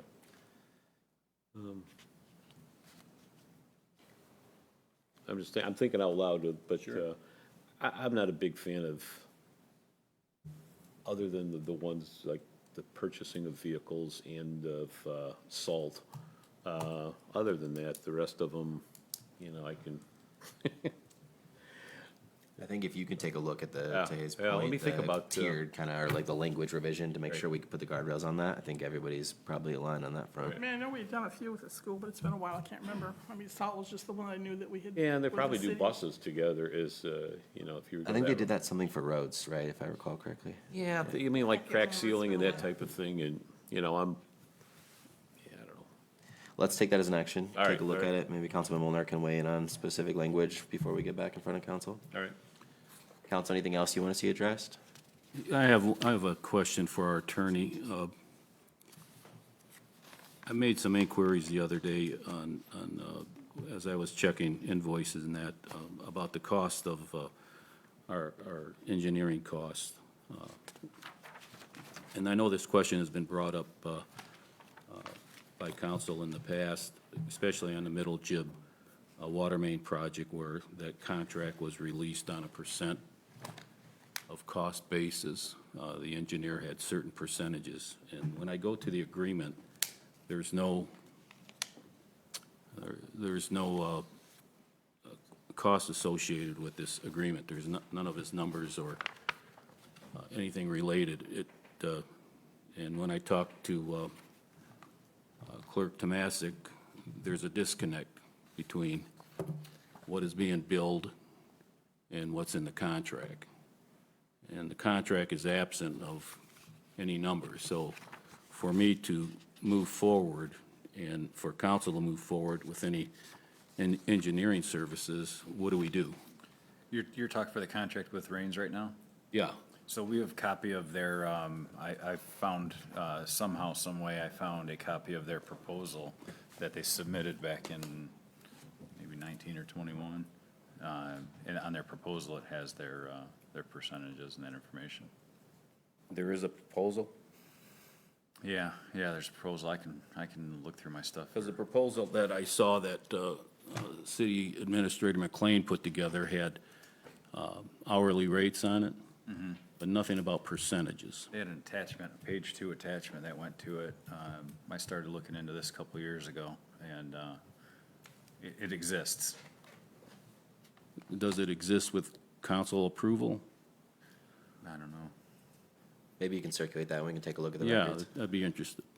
But it certainly should exist, like front and center, so that it can be compared to any bill that comes in, so that when we do make a payment on these, it gets compared to. Well, that's my problem right now. I don't know. Exactly, Right. yeah, right. Well, and I think if I may, Yeah, through please. the mayor, just, my experience with engineering companies on projects is that we pay off of the time and materials of their staff. Now, they probably budget on the high end, but a lot of times, we rarely hit that number. And if we do, I'm aware of what field conditions generated additional work that was not anticipated. So, I do think, it's how you can set the contracts. We're going to pay based on the time that's established for who's working in the field, how much time you have for inspections. You may have a lump sum on the back end for as-built or whatever, but, those can go right into the contract themselves. Awesome. As line items. But that's council's, Exactly. I'd like to see the proposal and Yeah. see how it all matches up here. Let's circulate that for So sure. I think you're talking about the purchasing program going forward and how we can manage these things absolutely. going forward. I think Yeah. what Rich is talking about is one that we're into now that we have to address. Yeah. But not make that same mistake again. Yeah. Agreed. Awesome. Any other comments? If not, we can take those actions and get this back in front of council. Well, and if I may, just the last item is on section 12, dealing with disposition of city equipment and assets. I would like to rewrite that. It doesn't have to be that lengthy, and I think it can be a lot clearer, but ultimately, it's a council authorization that administration should seek before going out. Yeah, we can take that as a action and then put it back in front of council. All right. Anything else for council this evening, Vince? Nope. Council, any questions? If I may? Yeah, please. Sorry, I covered it on if you flip on the backside, there is, just to let council know that I'm in the process of negotiating another part-time interim manager position that would start here in October. First, it's part-time. There's still things that I can still, I think honor the agreement that I have with Gibraltar to finish up a handful of things. Back in July, we put together items that were coming up that I think needed to be addressed throughout the remainder of the year. The first couple items are close, although we'll talk a little bit about the labor contracts in closed session. Item 3, West Jefferson water main. Clearly, after a couple of Labor Day weekend, the need for move that forward is necessary. Zoning ordinance update. I spoke with Jane Dixon, the planner with McKenna, where we've got the grant funding for. We're going to look to meet the 1st of October. She's finishing up some things, and just the way schedules are, that we'll get that underway and going forward. The purchasing policies and procedures, we're talking about that tonight. But there's a couple of the other bullets down there with the account restructuring and fund balance policy. It would be in conjunction what you would see down on item number 8, the 5-year financial forecast. It all kind of fits together, and it certainly will drive with a lot of what infrastructure projects and financing that the community will contemplate going forward in the future. The solicit bids and RFPs, you can see that, we've got the pump station catwalk removal. It's out for bid. Didn't have anybody at the mandatory pre-meeting, but Mr. Zont was nice enough to give me a few names and make some contacts, and now we've got 2 prospective firms that are interested in that. Gosh, I can't tell you how many firms were at the pre-bid meeting there for the HVAC system. Consulting engineering services still to be out there when we're ready to go forward with that. Roof replacement, we had 5 vendors show up for the pre-bid meeting. We've got the auxiliary site fencing. It's drafted, waiting on some feedback related to some site issues with that. And then we'll save the City Hall Community Center parking lot for next year. But Horse Island, I did talk with Phil Razor with Collins Engineering, and they should have by the end of this month the concrete testing that was part of this process. So I'll keep you up to date with that. And then again, refine the budget process, and again, that's where there's more council engagement. We talked about doing the budget calendar, so there is a process that has time for council engagement, and the 5-year forecast that goes along with that. So Having said that, I wanted to know, just to kind of allay any concerns that, with my existing consulting agreement, that I still think that, I can, provide, 2 days, 3 days with this community, but also still come back and fill out the remainder of what was identified in here. And hopefully you'll have an administrator here, or at least identified within a few weeks with that. So just, but I just wanted to give you an update where I was with this and what else I got cooking going, so.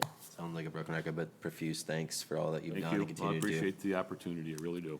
We have your agreement in place till the end of the year, so we can just keep us posted on how that progresses and the up to hour allocation we have for you. Yep.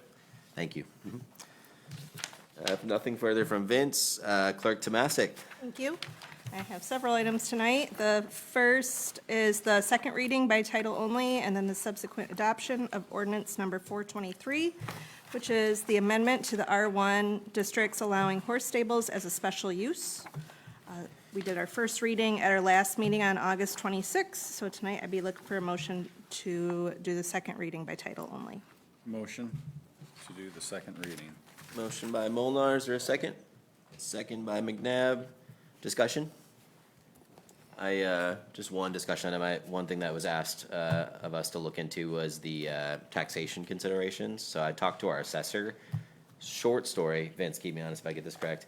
Short story is that you can't evaluate this objectively or entirely without all the facts, meaning the process has to prevail and more information has to become apparent on the site plan and all the other specifics. In a very generalized manner, the taxation, couple concerns that were raised for us, right? One was, does horse presence raise agricultural exemptions? The preliminary perspective from the assessor is that with it being an R1 and this being a special use, it's unlikely that that would be an issue. But obviously it would be depend on the applicant's appetite and the process they could follow. But that was one thing, right? Because people were concerned, hey, if they get a agricultural exemption, the taxation will be negated or in some way impacted. So I want to give an update on that. Again, general assessment from the assessor. The second thing was, okay, hey, how does this taxation consideration compare between the land it currently is, the applicant's desire for the horse project, or commercial real estate or other venture, right?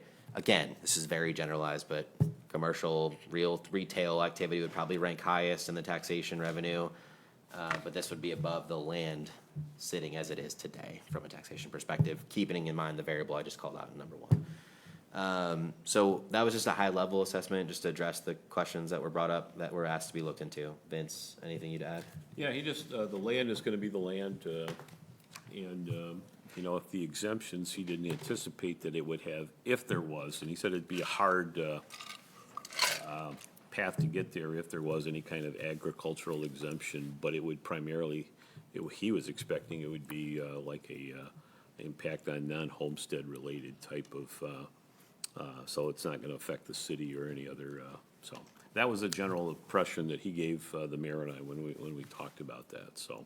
And then it's just a function of what's the value of the structures on the property as well. So he doesn't anticipate that it would have any significant effect by the use as it pertains to the tax, and it's still gonna be land plus structure, so.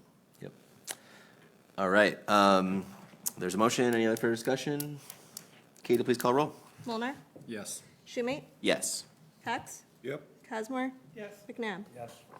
All right, second reading by title only of ordinance number 423, an ordinance readopting and amending to include additional language and provisions to Article 2, definitions, Article 9, R1, one-family residential districts, and Article 26, Planning Commission approval of Chapter 44 zoning of the Code of Ordinances, City of Gibraltar, Michigan. All right, so now that our two readings have been done, I'd be looking for a motion to adopt ordinance number 423. Once adopted, if adopted tonight, the ordinance will become effective 10 days after enactment. So this ordinance would become effective on September 19th. Make the motion to adopt this ordinance. Motion, is there a second? Second by Cox. Any further discussion? Is the ordinance at 423 or 424? This is 423 still. All right, and then the adoption would obviously give the applicant a path for interface with the planning and DDA beyond their already interfaced meeting presence. Katie, please call a roll. Schumate? Yes. Cox? Yes. Cosmore? Yeah. McNabb? Yes. Mulnar? Yep. All right, motion carried. Thank you, Katie. Back to you. Next item, similarly, is the second reading by title only and adoption of ordinance number 424, which is an amendment to C3 districts for RV parks, and it would be modifying the number of sites permitted. Like the last one, our first reading was done at our last meeting on August 26th, so I'm looking for a motion to do the second reading tonight. Motion for second reading, ordinance 424. Motion by Cox. Is there a second? Second. Second by McNabb. Any discussion? Katie, please call roll. Cox? Yes. Cosmore? Yes. McNabb? Yes. Mulnar? Abstain. Schumate? Yes. Motion carried. Back to you. All right, so ordinance number 424 is an ordinance amending and readopting Article 20, C3 Marine Commercial Districts, Section 44-659, Permitted Uses, Special Approval of the Code of Ordinances, City of Gibraltar, Michigan. And so next up, I would be looking for a motion to adopt ordinance number 424, which would also become effective on September 19th. Motion to adopt ordinance 424. Motion by Cox. Is there a second? Second. Second by McNabb. Any discussion? Katie, please call a roll. Cox? Yes. Cosmore? Yes. McNabb? Yes. Mulnar? Abstain. Schumate? Yes. Motion carried. Back to you, Katie. All right. My next item is temporary part-time employee in the clerk's office to assist with the clerk with the upcoming general election.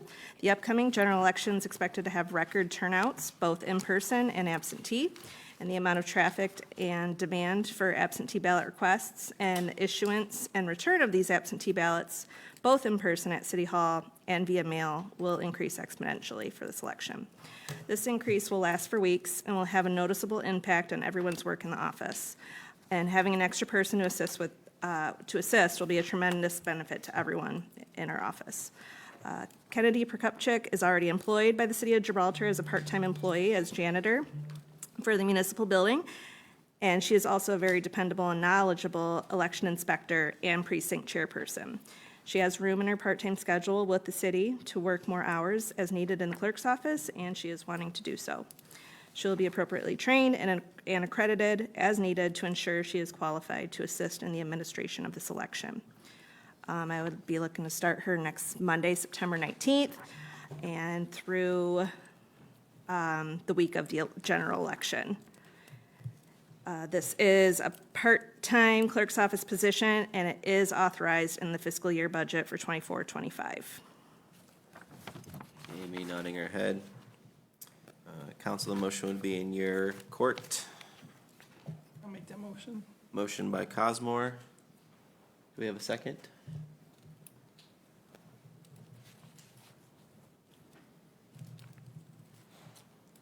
Not hearing a second. Okay, you guys are gonna work for Katie to death? Yes. Yeah, I'm not sure what the lack of the second is, but is there a need for more information or any discussion we'd like to have there? This is already budgeted in the clerk's office budget. And Kennedy's already an employee here, so she'd just be working more hours. Yeah, and I I think, mean, she wouldn't get any full-time hours, so she wouldn't be, Right. have any benefits or it's- anything from it. So this is just temporary for the. Temporary part-time position for this election. yeah, and obviously you've seen how much work Katie's poured into these elections and the team, so the requirements imposed upon us are even increasingly significant. I would really encourage council to consider a second for what is an existing employee to It is a provide lot more of hours. work. I'll second that. We have a second by McNabb. Thank you, Councilman McNabb. Any discussion? Katie, please call roll. Cox. Yes. Cosmore. Yes. McNabb. Mulnar. Yep. Schumate. Yes. Motion carried. Thank you, Katie. Thank you, Councilman McNabb.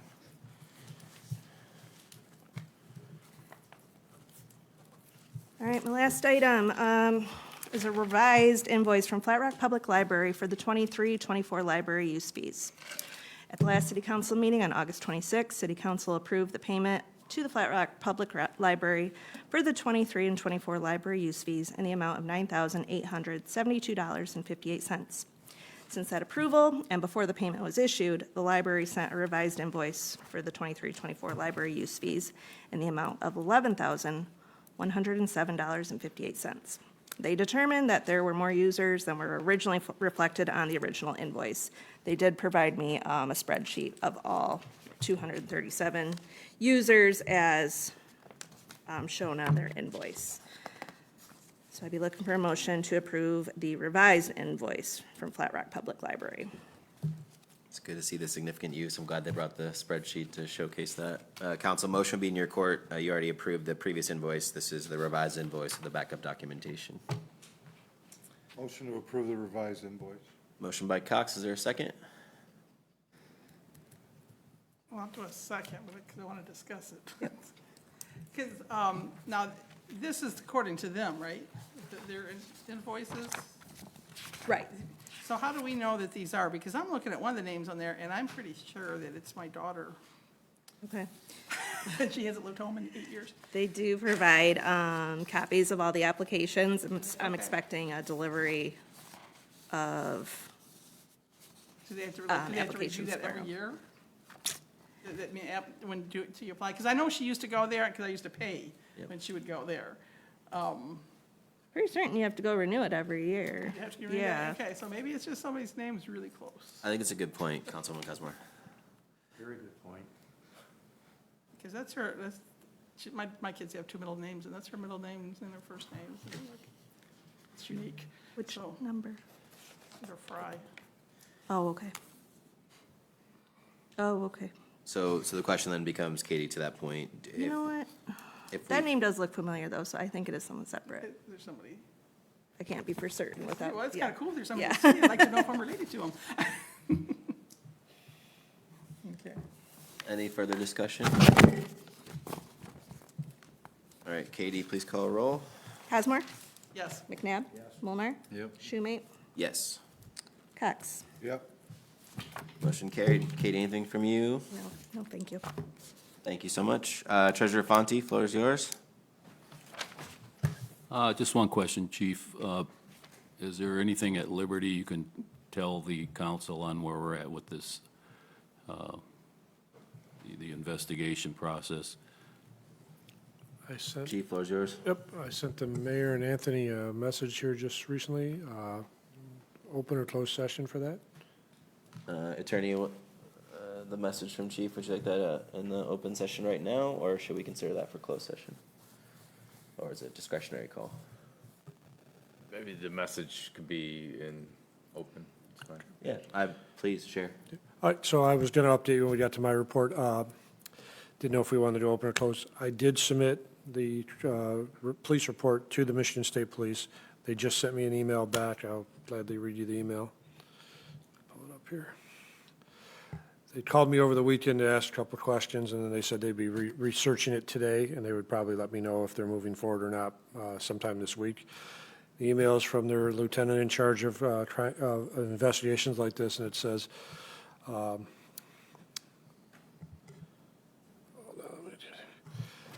good evening, sir. Everything included in here appears to be policy and supervision issues. This should be handled internal. There is no obvious criminal element at this time. Please feel free to call me with questions. That's from the lieutenant of the Michigan State Police who handles these kind of things. And I was directed to him through the Wayne County Prosecutor's Office, and I've used them for other services, the same person when I was with Trent.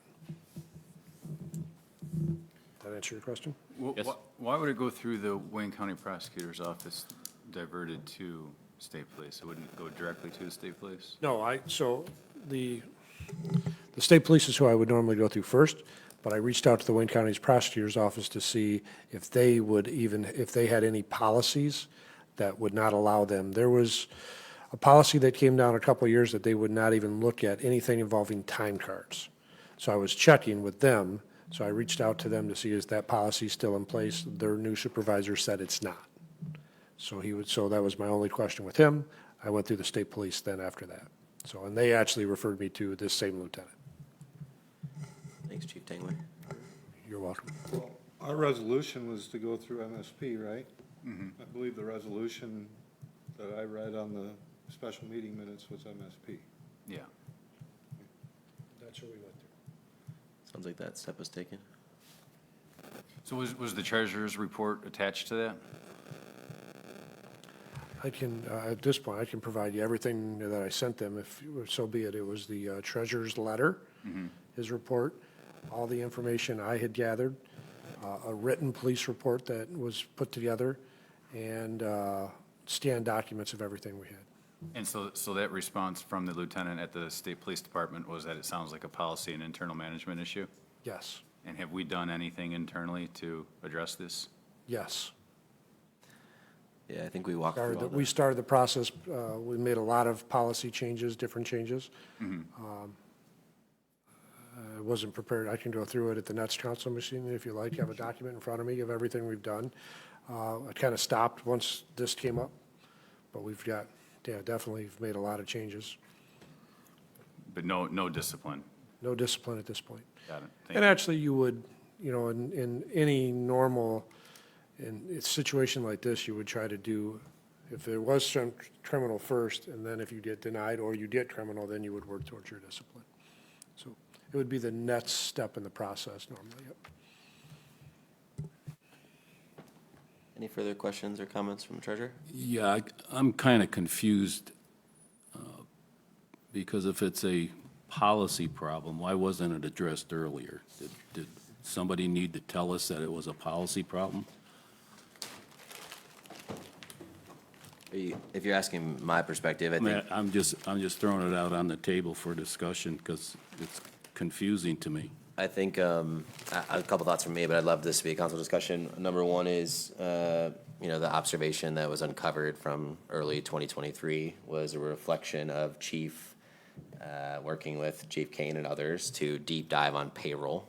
A lot of corrective measures were put in place immediately, and our deputy chief over there, I'm sure, has lived those corrective measures firsthand in regards to what you've seen. The output simply is that the payroll is reduced in your packet that we share, but ultimately a lot of measures were taken to change payroll process and approach and to ensure more accountability and oversight to them.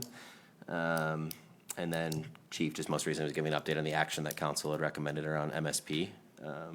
But open to whatever other direction council has here. I Yeah, guess. I'm kind of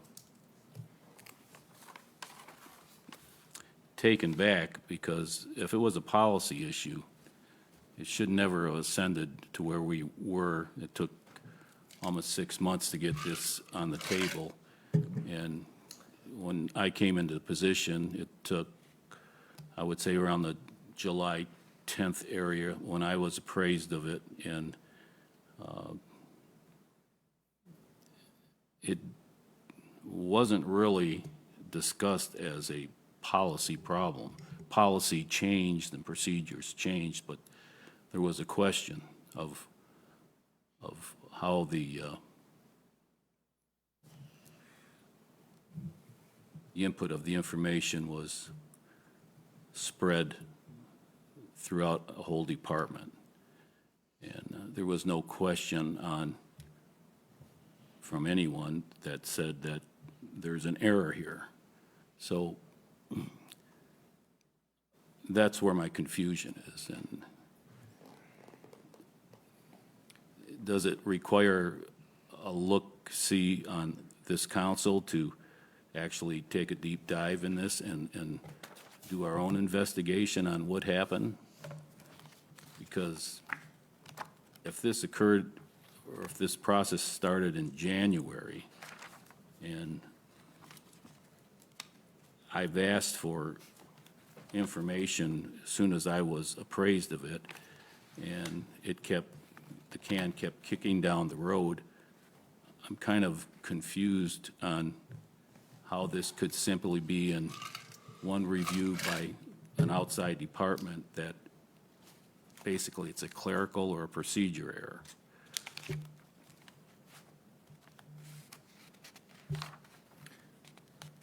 Yeah, I'm open to any council direction. I'm not sure if I understand the ask you're putting forth, but I think all information has been shared. There's confusion. Well, if I don't, he's not citing any internal policy in his email response. He's not citing policies back. He doesn't know our policies, doesn't know our procedures. He's just taking the police report that I put together and looking at it and making a determination that there's nothing that they could criminally charge or move forward with. Now, that said, if you look at the council packet I submitted today, you can see a trend in the payroll since this started. Certainly. You can see that, it first came to light in January, like I mentioned before. Processes took time. I had to let the mayor know what was going on, what we were doing. Should a full report, I mean, if council wants a full report, I'll gladly give them a full report of everything we found as we went through and how we took corrective action, what changes we made. That would be more than willing. I think we need to separate a couple issues here, though. I think one of the issues in your letter we definitely have to separate are the union issues. Anything involving the union has to be separate because we have to follow their contract and their language on that end of it. So we have to be careful with that part of it. But not, so I'm referring to DPW, not fire in that situation. Oh, no, this is, I'm not talking about the DPW. Are we at liberty to talk about what the issue is on the billing, on how the calls were multiplied? If I can get if I can take the sign, go get a document, I can do it, whatever you would like tonight. I can do, I'd have to step to my office and grab a document I was prepared with last week, but I could gladly do that. I had handouts and things for council if you want. I'm at your. Yeah, we might as well, as far as I'm concerned, we're here, right?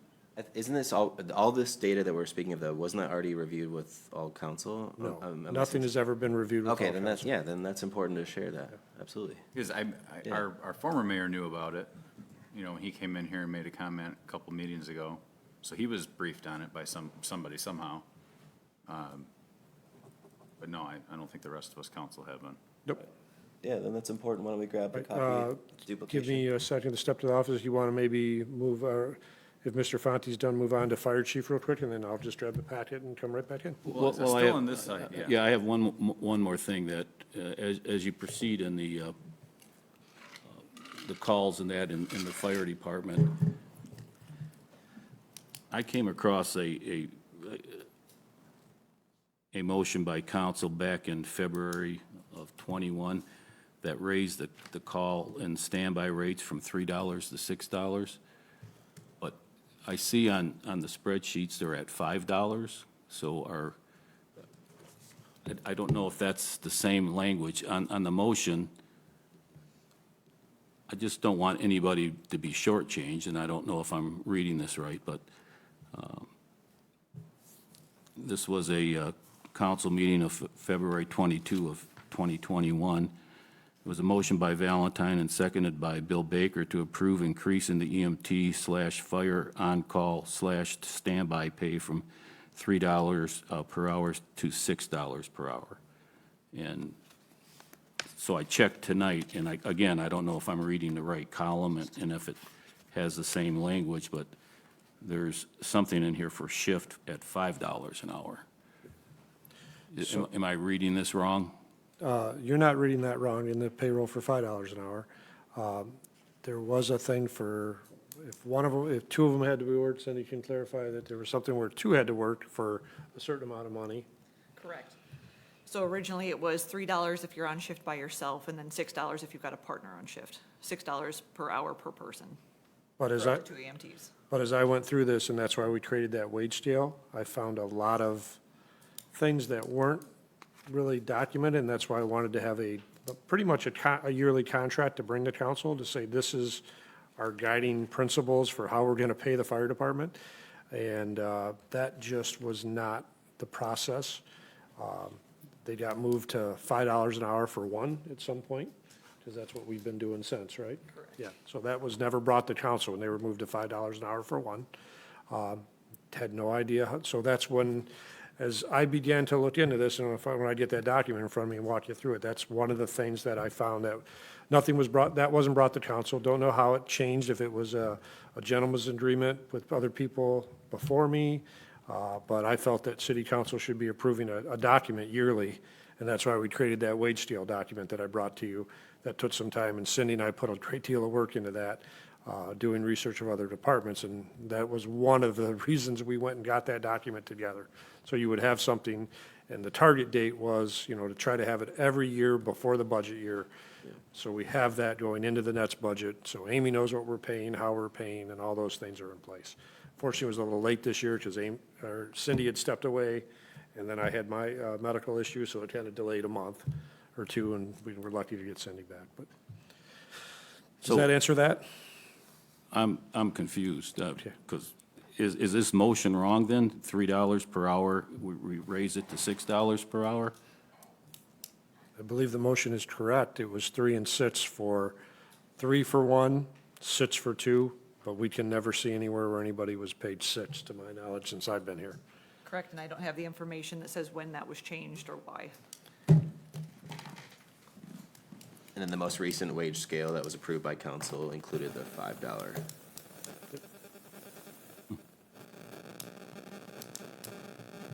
Any other questions for Chief before he grabs that documentation for council? All right. Yeah, Councilwoman Cosmore, do you suggested a recess for a bio break real quick? Do you want to make a motion just to recess for 5 minutes? Second. Motion to recess for 5 minutes for a bio break. There's a second. Katie, please call roll. McNabb.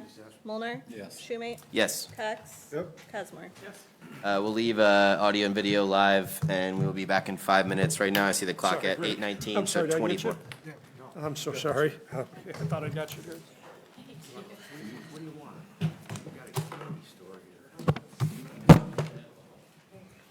and I remember it being something to do with buddy system. That's why I'm confused. Yeah, but I remember it being about the buddy system. So you are correct. I think I just stole all your minutes. No, I'm so sorry. I gotta stop eating them. So, Cause I'm like, speaking on the training picture, I like see Rob getting the water, I'm like, I'm like dying out there. oh, you want here, you want water? Good, I stole minutes. We should have a case of water in here, though. All yours. Thank you though. Mr. Sant? Good, how are you? I'll get us a case of. I'm on it. All right. Yes, sir. Yeah, my mouth was getting dry. I was like, okay. Going once, going twice. Amy, I have an extra one. Please take it. I promise. Promise, promise. We should just bring a case and like kinda have it hanging out over there in the corner. I like you kinda have green roses. Yeah, I was actually at a home meeting, that's why. is this rate here for $5? Is that the same rate we're talking to? Correct, but I don't know when they changed it to $5, I don't much how that. No. Why would they change it down? That's what I thought, the commercial.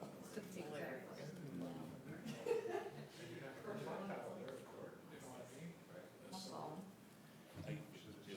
Where would be the buddy When did system she going start, on did here? she say that she was gonna start Because like you could see like a buddy system right here, September?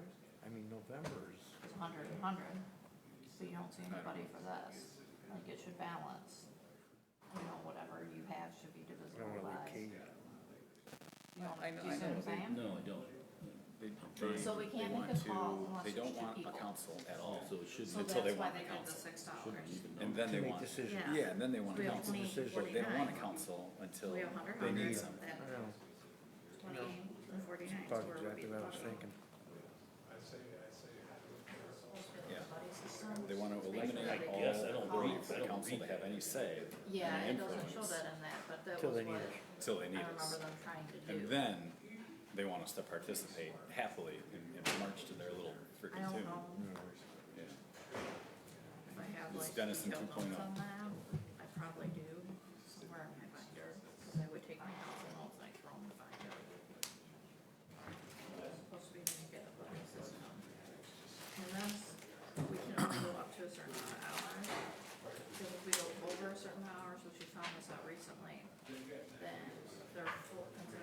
Work my way around the table as I divide it up. So that was why I was late, tears it down to the pond.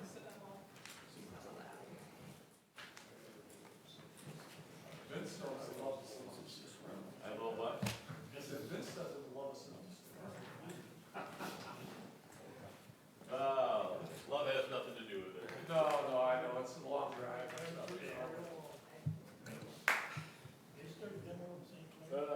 Hey, without trying to wind everything down by the end.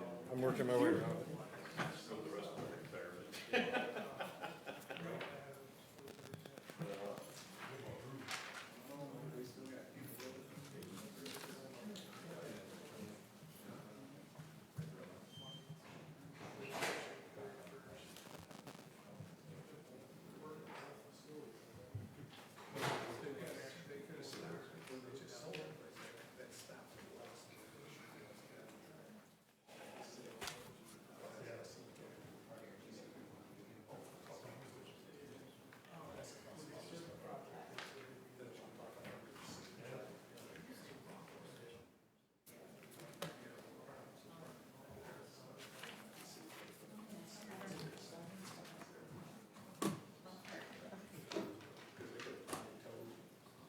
Who's the best at making copies? Katie here. Probably Katie. I can make copies if need be. I make no promises of me not swearing at the machine.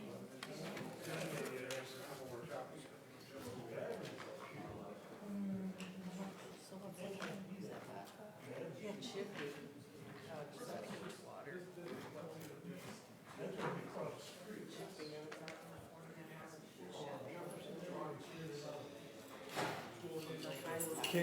Katie, can you help me with the copy machine?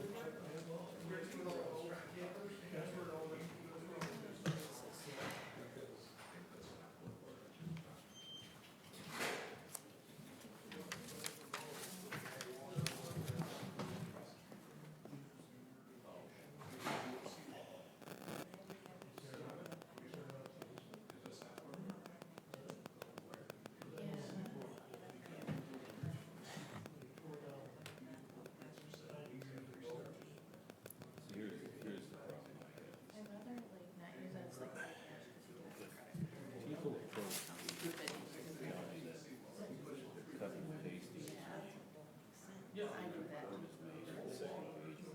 chief came made a mistake.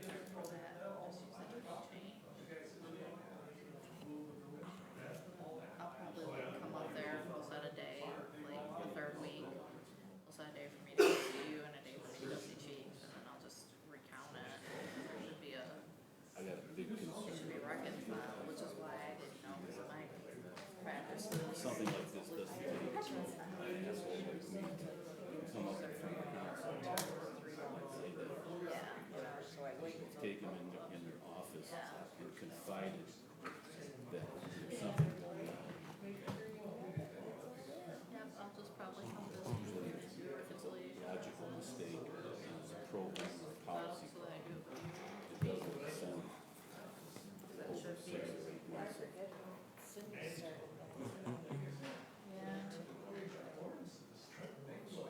Yeah, it should be being reconciled at my own Take the level. month of February and March. Busy in accounting department, March, 374. the third week of every month. Just look at the numbers. Is it this one? Yeah, on items 2 and exhibits 2 and 3. This is how it was explained to me. Down here.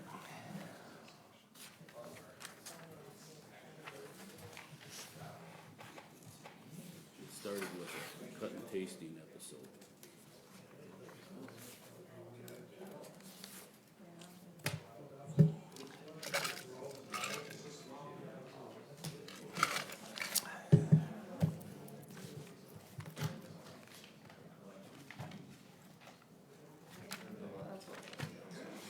Reconciliation process.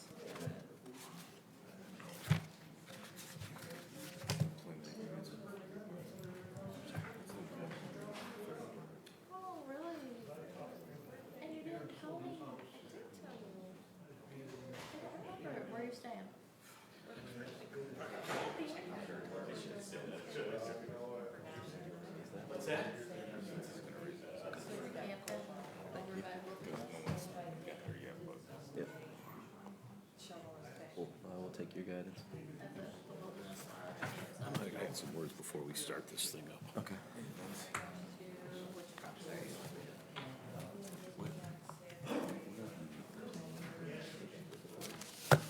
There isn't. I don't know, there is with the chief, but no one else has. I don't think so. I just don't have. Yeah, exactly. Yeah.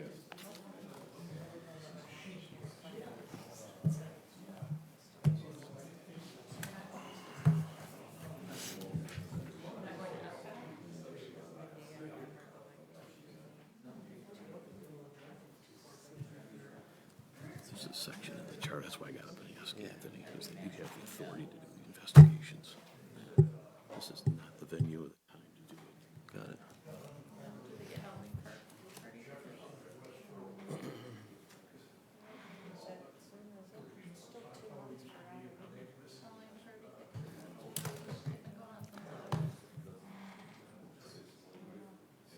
It's my true calling, Disney Vacation Planner. It's your stress-free job? Yes. You think it's gonna be, do you think so? I think you should Stress is people counting pennies. No, it's my joy. I like planning it out. I like helping people and telling them like tricks. Call it back to order and wait for Rick, 'cause I'm gonna tell him what I'm gonna say. We gotta wait for Katie to motion back, right?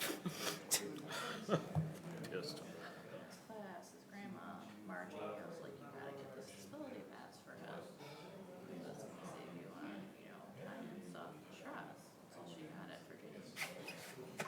Margie. They had like a road trip that another girl in his class went, they had all that stuff, that they had a purse trip. Yeah, I don't know if it is planned at all. I just told her how much she paid, how much Yeah, I don't think Freddie's going out of Universal too, but that's scary. There's no fun for doing the, not so scary Halloween party. We're just waiting for the clerk to return so we can call the motion back to order. Begging about switching it to a different house. That's where it pops up tree right now. The hotels are like sold out. We're going to busy time. We're going to Belgrade for up here. So the airfare really cost me, I got the airfare before. It cost too bad, but we're leaving at like 4 in the morning.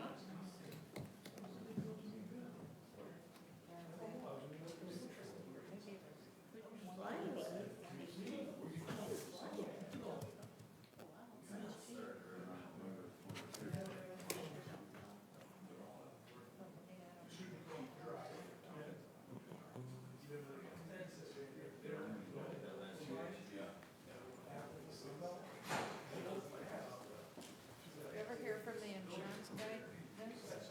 What's that? Didn't hear a thing. I went and looked at the email again. I sent it, what, Thursday morning? Being ghosted by them. I don't know. It's pretty amazing. As chief passed out the packet, council, we looking for a motion to return from our break? Yep. Thank you. Motion by Cosmore to return to our meeting. Is there a second? Second by McNabb. Katie, please call roll. Olmar? Yes. Schumate? Yes. Cox? Yes. Cosmore? Yes. McNabb? All right, we are now returned from session. Vince, I think you wanted to address. Yes, I don't, pardon me, turn this on here. You may have noticed just before we broke, was trying to get a sidebar with the city attorney.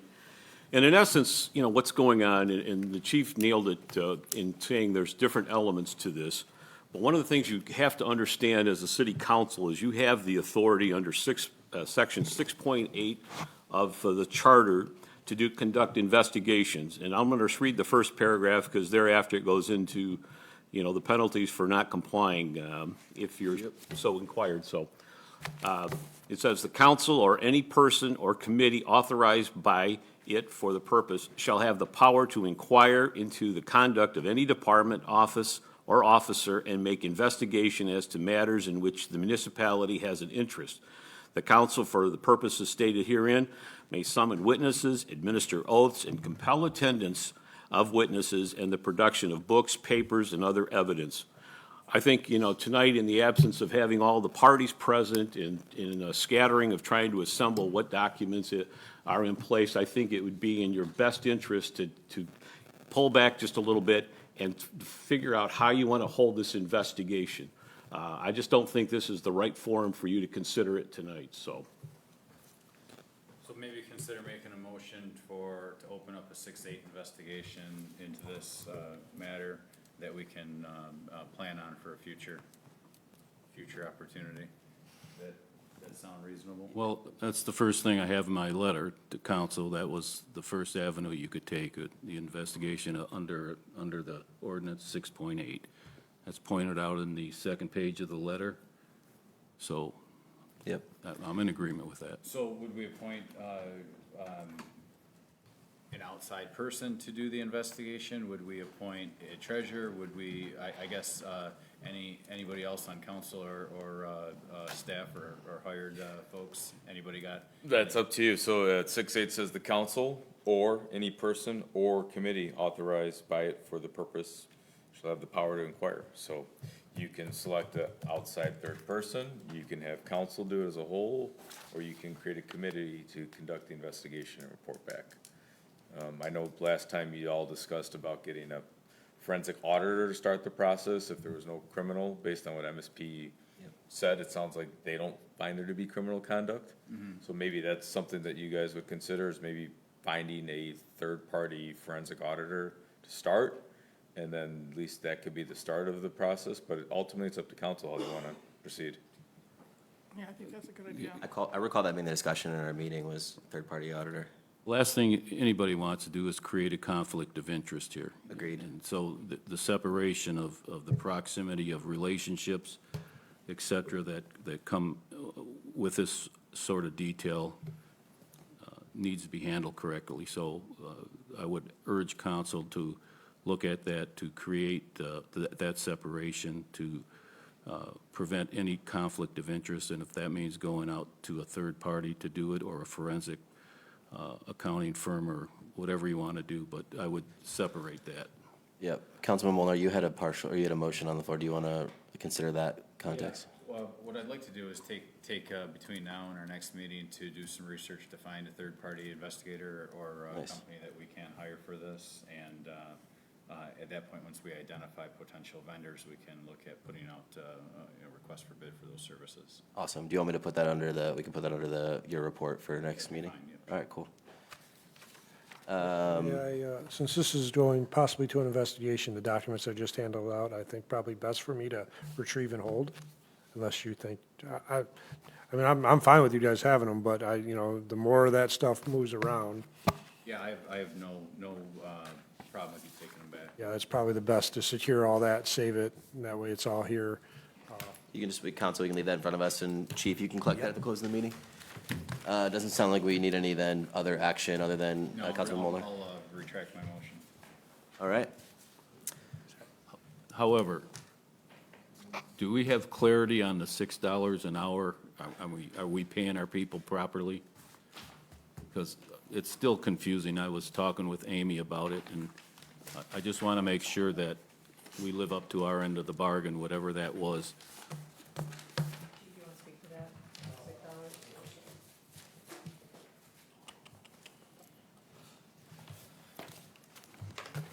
So that resolution, my feeling would be rescinded with the new wage scale. With the new wage scale we put into place afterwards, which covers shift pay, that would fall into place. So we put that new wage scale into place, and then covers shift pay at $5 an hour. That should cancel everything above, past that. I don't know if we need a motion to cancel that, but Well, did we short our people by, we would have to go back and look and see how many of them signed up for two to work at one time. Correct. I don't know if we were allowing two of them to work at one time, but we would have to do some research to see how many were signed up for shifts two at a time. Perhaps that's relevant to timeframe. the accountant taking a look at it, third party Yeah. takes a look at it in context. Well, I want to throw that in there so it's part of what we're going to do, because I don't think any of us want to not pay our people properly. I think we're all aligned to that, so good flag, and we can incorporate that. Any other questions or comments on this matter?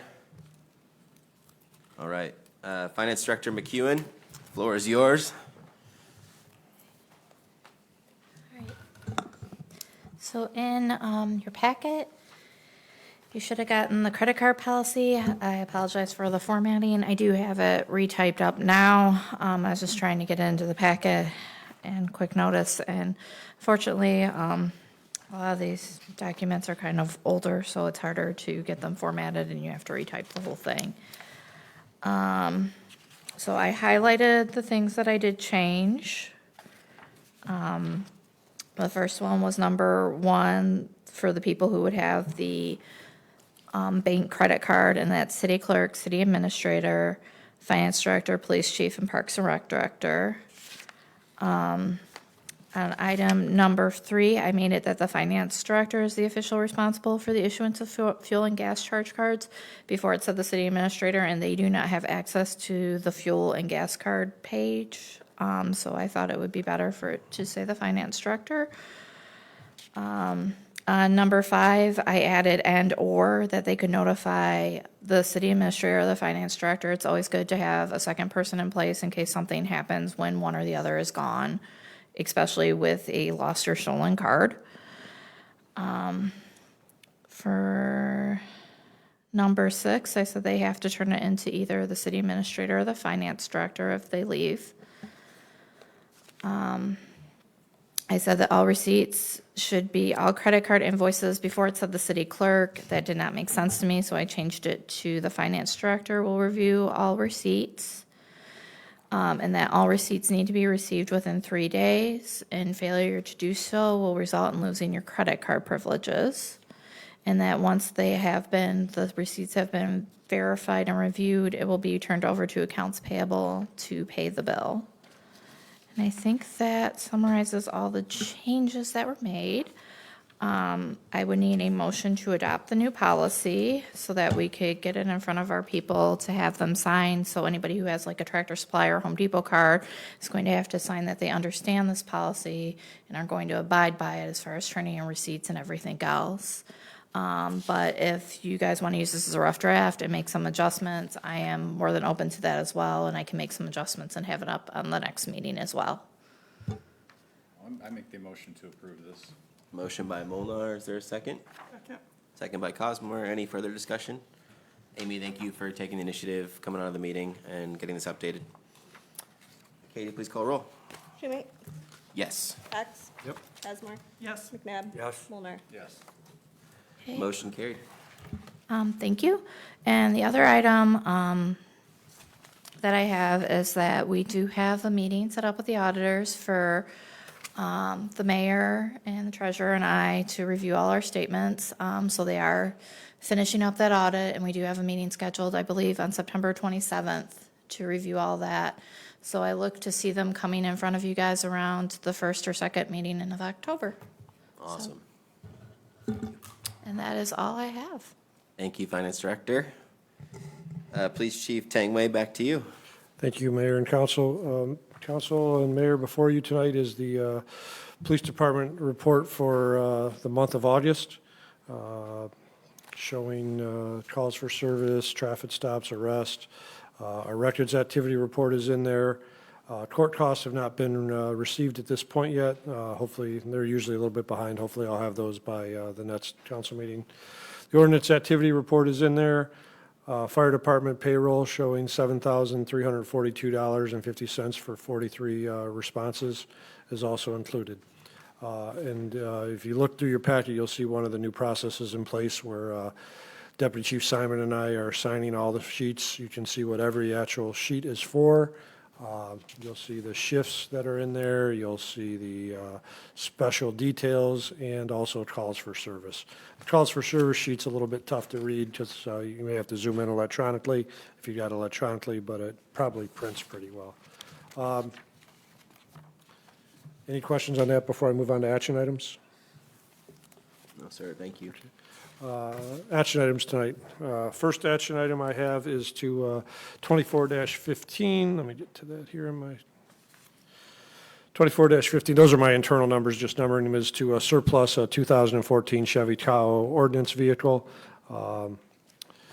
Below, in the attachments part below, I listed that there was 2 prior vehicles that were all surplused prior, 2002 F-150 dump and a Turtle Top Transit bus. So I'm looking to surplus the 2014 and put those together for enterprise to pick up and take to auction. Make a motion. Motion by McNabb. Is there a second? Second. Second by Cosmer. Any discussion? Katie, please call roll. Cox? Yes. Hosmer? Yes. McNabb? Yes. Molnar. Yep. Schumate? Yes. Motion carried. Back to you, Chief. Item 2416 is just a discussion item for council, keeping council aware of any spending that we have done in the dispatch center with the consolidation. The spending to date's been $959.29. We've purchased a wall-mounted file cabinet that we have to have a secured file cabinet that's mounted to the wall that shuts and closes for lien paperwork for Rockwood to pick up. A second speaker, so there's a speaker at the window and a speaker where the dispatcher's sitting. We've bought some cables and mounts for some new monitors. We found that we're now viewing a lot of different video systems, so we needed larger monitors, so we bought 2 first and thought we would be able to get away with 2, and then we ended up needing a third. So those purchases were made individually as we were getting them, and then an additional wall mount on there. Just wanted council to be aware of when we're spending money. We're also including the city of Rockwood on that.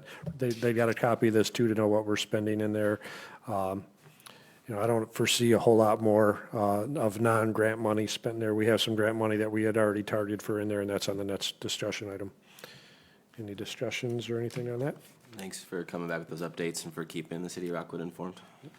2417 is also a discussion item, just updating council on the Byron grant that I discussed at the last meeting, where we stand on spending on that. We've ordered and received our 3 Surface Pros for the in-cars.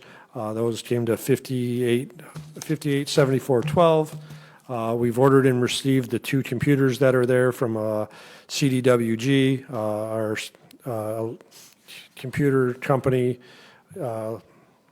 Electronic Tech Services has all those in their possession now, and they are currently working on loading our software. One of those computers is to handle all the video streams and dispatch, and one is to replace records clerk Mike Anderson's computer, update him to something that can handle a little more space and speed. He runs a lot of programs on his. We plan to possibly, one of those 2 computers will be kept in place, and one of them will probably be surplused, destroyed at the end of its life. It's a i5, I believe. We're also we received quotes for in-car printers that will be on the next update on that we're looking to spend for that grant. The grant total was $39,436, and right now we spent $93,1014. Just again, updating council on that. Any discussion? Appreciate you for pulling through on the commitment there. Yep. I have an action item in front of council tonight. The action item is 2418, looking for approval to hire a part-time dispatcher, Dave Beeler. Dave would be added to our staff. He's a former corrections officer. He worked from 1994 to 2012 in the Department of Corrections. And he was also currently a dispatcher in Rockwood. He worked there from 2013 to 2024. We're targeting adding Dave as Sandy Sheldrake has announced her retirement, and her last working day is the 13th. I'm also inviting council at 3 p.m. to come over and say goodbye to Sandy. She'll be here the day before that also. She's been with us since August 10th of 2015. So I'm looking for a motion to approve to hire Dave Beeler. Just want to thank Sandy, and I know we're going to celebrate her on the 13th. I know the purchasing decisions and hiring recommendations goes through the committee that was established, but it looks like in the bottom of your note here, did you engage all committee members? All committee members were engaged, and we're all on board. Okay, awesome. Is that a committee that I'm on or no? Oh, are you? He is. Pretty sure. Oh, then you were not engaged. I apologize. You can see who I talked to over there. I apologize. Councilman Molnar. It's new to this, so I do owe you an apology, and I'm sorry. I have no issue with it. Great. Dave would be turnkey. He's worked in Rockwood for so long, we just have to teach him a little bit of Gibraltar stuff, and it's a win-win. We lose one and gain one at the same time. Awesome. Council, the motion would be in your court if you so choose for hiring dispatch Dave. I make that motion. Motion by Cosmo, is there a second for that motion? I'll second that, and in the future, is there the ability to have all of us on the committee looped into a single communication? Yeah, what I'll do is, so unfortunately, what happened with this, and we had a surprise meeting last week before the football game at Carlson High School, and they were there, Chief Kraus and Mayor Kotz, and that's when I asked them, that's when I looped them in. So I apologize that we were sitting face to face, and I just asked for their blessing if they were fine with that. And I should have sent an email, and I apologize. It was a face-to-face meeting on school safety, because we had some activity at the football game we were concerned about. The on-ramp for the committee, so. Yeah, well, it's nice to go face-to-face, but yeah, I think I need to, but what I'll do is I'll create just an email thread, drop down a Excel sheet with everybody's contact on it and put it on there. And again, it's new to us, and I apologize. I just kind of dropped the ball on that. No worries. We So got a did motion? we hire like all the dispatchers from Rockwood? Did So you hire Rockwood, at the end of their process, I'm trying to find the best word, they only had 3, kind of 2.5. They offered a job to one who did not take it, and we've since offered jobs to the 2. One's working very part-time for us, and now Dave. Dave, we originally reached out to Dave and said, please apply. He just wanted some time. He wanted some time away, but he likes football and football season, so, and he likes to work and watch football if he can, so we hope that, that'll work out. Any further discussion? We have a motion and a second. Katie, please call roll. Cox? Yes. Hosmer? Yes. McNabb? Yes. Molnar? Yes. Schumate? Yes. Motion carried. Welcome to the team.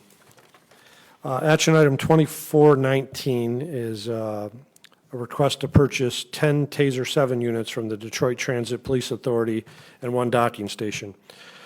Just a little history, our department currently has 10 TASER X2 models that are no longer supported by TASER. They're non-serviceable. Of the 10 units, 2 are out of service and can never be placed back into service. We were in the process of researching what our options were. TASER has the market on this. There is nobody else. We had a quote for 10 TASER models on 8/14 of 2024 for $40,515 or $8,103.13 for 5 years. That would be for the TASER 10. That was a lower end quote. They also offered us a Cadillac quote for $54,000. We were going to prepare a budget for that and nurse ours along. Our chief's community has a message board, and recently the Detroit Transit Authority posted on the message board that they have never deployed these TASER 7s. They bought them a couple of years ago. They're sitting in boxes, never been put in place, and they're looking to move them along. My guess is either they hit the jackpot and got a lot of money and got new ones, or they just decided not to deploy TASERs. So they're offering them up on the message board. I was able to secure them, at least put a hold on them for tonight for the council. They've offered them selling online for to any other department for $1,800 per unit, $1,400 for a docking station. You'll see in the quote, oh my goodness, my computer went on me, sorry. You'll see in the quote, let me just switch over here, that they were, expecting them to go for about $2,500 each. The docking station was $1,800, and they knocked it down to $1,400. We believe this is a good opportunity, and we're looking for support. The funds we're looking to spend would be forfeiture account funds that have been there since I've been here. We haven't touched them. Amy has been graciously hoping we could drain that account at some point because she has to do reporting every year of the money that's in there. We were targeting something that would be a good program for this and a good fit. So we would take 17,765.01 out of forfeiture and then $1,634.99, which is non-budgeted out of operations. Thanks for the overview, Chief, and the information in the packet. So total cost is $19,400 across the two accounts. Correct. Relative to the market prices of $40,000 plus that you've sourced. Yep. How much is a can of mace? Well, mace is definitely an option, and so you have a force continuum, and mace is on it, but I can tell you the taser is definitely more of a deterrent than mace. You've done your research, presented something that's less than half the cost of the market. Thanks for leaning on the network. So council, motion be in your court if you so chose for authorizing the purchase of these units. Motion made. Motion by Molnar, second by McNabb. Any further discussion? But now, I know these are all new in the box, but what if you got one from them and something was wrong with it? Would they? It's under warranty for at least 2.5 more years. Because it's a 5-year warranty, so they've been sitting in the box for like 2. And Taser's been really good with their product. The current ones, they've just, I don't know how departments are doing it. I can tell you that the ones we have here are upgraded probably 7 to 8 years after that. Trenton is still using the original, the OG one, and they're struggling to figure out how to budget for these. How many a docking station, how many does it hold? It's going to hold probably all 10. Oh, okay. Maybe, and they'll rotate through. We'll probably put one, the goal is with 10 officers, including myself, to put one as a spare. The one I would take would be very, very minimal use, and we'd have a spare. For an example, our body cameras, they're going on 2 years old now, and I'm starting to send them back and get replacement spares, and they send as a spare anyways. So things get beat up, but tasers probably won't get beat up as bad. We will have some cost added on to this at some point. We got to buy new cartridges for the taser, just like buying ammunition. You have cartridges. We'll have some training. We'll have to get somebody trained on this version of the taser, but this is a great opportunity. All right, we got a motion, we got a second. Any further discussion? What type of oversight do we have over the forfeiture account? Amy just reports it. She has the funds, and it's a budgeted item for me, so every year she tells me what's in there. And she has to do federal and state mandated reporting. And they're very, very strict, and you got to report any interest made on it, what you spend on.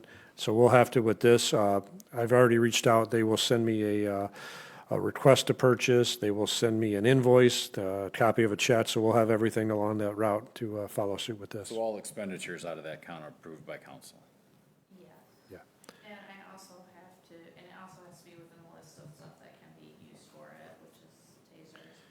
And I also have to take a class yearly to do those reports, so I would be happy to write it. There's different rules for state and federal too. So state money can be used for certain things, federal money can be used for certain things. So there's different. Combine the account though, or is this? Can't combine it. Yeah, you can't combine This it. is 273, is this state or is this federal? I believe this is federal. Yeah. Yeah, it's federal. I don't think we probably ever had that much in state. This is probably back when we had an officer assigned to an outside unit, would be my guess. That's probably where that money came from. It's been here since I've been here, Rob. We've never done anything with it. And just because nobody can hear Amy who's sitting out in the audience, could you mind just stepping on the podium if you have anything else to add?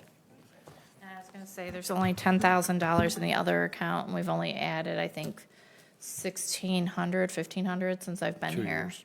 And that was for one vehicle seizure. And our previous comments were addressing that council has to approve expenditures out of this account. Yep. You have to take classes to oversee the activity inside account and federal and state. And there has to be yearly reporting. I have to report interest. It has to go through a process. The city administrator and the police chief have to sign off on it. It is a very long little process for this one report, so. There's currently a former police chief in jail because of forfeiture spending in another organization around here. So you have to do it right. Any further discussion, council? Katie, please call roll. Cox? Yes. Cosmore? Yes. McNabb? Yes. Mulnar? Yes. Schumate? Yes. Motion carried. Back to you, chief. Council, before you tonight is a discussion item that I'm sure everybody's heard the word Kubota, mule, something for the beautification committee, for Dorothy. After hearing all this, many discussions of it, I felt it best to just put a discussion item together so council can have all the information in front of them and we can put this to bed. I did want to make a note that John Matkin is here from McAllister. He's sitting in the back. Thank you for staying so long. For your patience, John. Yep, he wanted to discuss the two, any information that's in here that was something that was a surprise to me. I appreciate him being here. So I've put together just quotes that we've received for used Kubotas, Polaris, through Enterprise. So figure I'd just put it out there and we can maybe discuss this tonight and put this Kubota, mule, whatever that we need for the beautification committee to bed, hopefully. Yeah, I was going to say, that it's not so much for the beautification committee, it's for the DPW, for plowing and other activities. Both. Yeah, I think it's a good clarification. My understanding is the primary focus is for DPW for all the discussions we've had, but beautification will benefit given the truck versus Kubota discussion we've had numerous times. So both, but primarily DPW. And based on DPW specs and other needs and consultation with beautification. So as we adopt this purchasing agreement, does this fit into our purchasing agreement? These, for me, it's outside the box. It's, these are three quotations, some new, some used, some have plows on them, and so on and so forth, and Everyone in there has a plow except for the used one. yeah, Everyone in there has a plow except for the used one. they're all over $10,000. And, I think what Chief's saying is he's put all the information. I think the proposed action is just discussion on what would be next steps so that, well, what you don't know, I don't know if the horsepowers are the same and the specs, because there's no written spec for it. So, and plus there's also multiple manufacturers that make these, and we're tipping on 3 of them. Do we have one in here for the John Deere? I do not believe so. No. So if I might just interject to move it along as well, is that, you know, we've danced around with this, and I think some of the discussion is the quality of the gator. It's got to be durable, and I think, you know, I picked that up in some discussions as well because of the use with the DPW, but also, you know, for when it's used for beautification and watering and what have you. And so, you know, if council wants to bid this out, you know, we can put a spec together, we could bid it out, get the 3 quotations, you've got enough vendors out there, but it's also going to have to be, I think, understood that it's going to be something durable enough, and from what I've gathered with just talking with folks, is that some of them are more suited to the type of work that the DPW will use it for than others. Some of them are a little more plastic, as I had heard once, and that, so if it's the council's pleasure, I think there's enough vendors out in the market that we could get 3 quotes from whoever the authorized dealer is, and put together a minimum spec as to what we're looking for. That's council's pleasure, we can do that. We do have on the table, you know, the credit that was discussed earlier. You always have that option, whether you want to go forward with that, but we need Have we received that credit? not in form of cash yet at this point, other than just, I think, it's been noted that it's available for us if we do a trade-in. Yeah, that's a, Michigan? Yeah. that's a $12,000 credit. One of the things to keep in mind too is most of the quotes, and I didn't know this until tonight, when John came up here, the quotes that were several, you know, the ones that I went and got through Enterprise and Lieutenant Bullard worked on with Chief Kane, they're 3 to 6 months out, if not longer. I believe the Kubota would be, you know, the Kubota from the local dealer, and I don't know who else could come in, could get it a lot quicker. They're local and they could get it here quicker.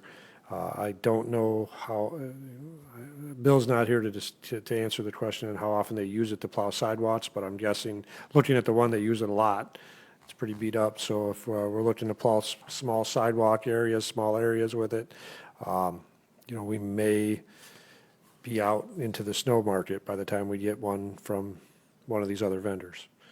And since the other one is totally out of commission, he's moving to surplus that later, I just thought I'd make you aware of that too. The other two, the quotes from Enterprise are definitely out. Enterprise did tell me this is not a vehicle they can get them, but they're not going to get a lot of resale in them, so it's not really up in their game, but they can definitely get them for us. I think if we're spending $10,000 or more on something, it needs to be posted for publicly opportunity to bid on it as much as possible. All right, so Vince, that goes back to your point.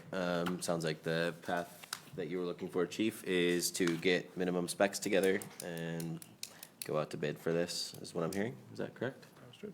All right, great. Thank you, Council. Anything else from you, Chief?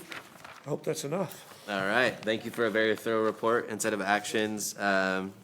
Deputy Chief Simon, floor is yours. Oh, was there the invoice? Yeah. That was just to pay the Surface Pro invoice, which we discussed the money already there, so do you need an action item to pay that, Oh, Amy? okay, no. One thing, before we move on, Chief, do you, and this is unfair to you, but do you know what's wrong with the Gator that we have now? My response, what I've read is motor is seized. That's the email I saw. Motor is seized. Sorry, motor seized. All right. Awesome. Deputy Chief Simon, thank you for your patience. Floor is yours. Good evening, Mayor and Council. Fire Department activity from August 22nd through September 5th is we had 21 rescues, 2 fires, one of which was an auto aid to Flat Rock, and 1 water rescue. Special thanks to our mutual aid partners, Flat Rock, Rockwood, Huron Township, Downriver Dive Team, and Border Patrol for assisting us in that water rescue call. We have 3 firefighters who are currently in their 3rd week of their EMS training, and they're doing well. We've got a mutual aid training scheduled with Grosse Ile Fire Department on September 11th in Grosse Ile. We'll be doing a car fire, so live fire burn and auto extrication. We'll keep some of our folks here to cover the town in case we've got calls here. Lastly, I've got open houses coming up. It's the 2nd week of October, so save the date for September 12th from 10 to 2 p.m. I'm sorry, October. Thank you, Deputy Chief Simon. Any questions for Deputy Chief Simon on the report? Back to you. Are you doing his DPW stuff? I'll take care of You take care of that? yeah. Okay. Thank you for all you're doing. Your Honor, the next item is, Bill was asking to just declare the John Deere Gator surplus, although I think most of it's going to be in the forms of some salvage. I'm not sure exactly what the manner of disposition or sale would be, but first thing would be just to declare it a surplus. Is there any trade-in value that we might want to hold it until we get our quotes to see if it'd be a good Maybe for parts? It would be a good bargaining tool. All right, and again, I'm not, Still need to declare surplus for that. Yeah. Yeah, so council motion would be in your court to declare for surplus, and then discussion could include trade-in parts. Motion to declare the John Deere Gator as surplus. Is there a second? Second. All right, great. Any further discussion beyond the proposal by Treasurer Fonte? Just hold, as Treasurer said, trying to hold it until we get a deal that's good for it. And obviously, that'd be on the city administrator to act as the purchasing agent and utilizing that for our hopeful gain. Great, thank you. Any further discussion? if I might just add to, is when we talked about it earlier, is that, in the past, when you get these declaration of surplus, there's always going to have to be, what's the intent of disposing of it? So it's very helpful for council. I apologize for not knowing that in advance, but that's clearly what we talked about in the purchasing policy. When it comes to declared surplus, but you also need to know what the game plan is. So we'll follow back on it. Thanks, Vince. Katie, please call roll. Hesmer? Yes. McNabb? Yes. Mulnar? Yes. Schumate? Yes. Cox? Yes. Motion carried. Back to you, Vince. Next item is a request to approve service to remove two large trees, one at 3726 Adams, and the other is 13308 Delaverne. Basically, the two trees in question are in the right-of-way. They're city trees, and given the size and the surrounding proximity of is with structures, that the DPW feels it would be best to have a professional vendor handle that while they do some cutting down. This one that they think, given the size and the challenge associated with it, that it would be best to do this with a outside service. Great. I see the included quotes from the three parties and the recommendation. Council, motion would be in your court to award if you so chose.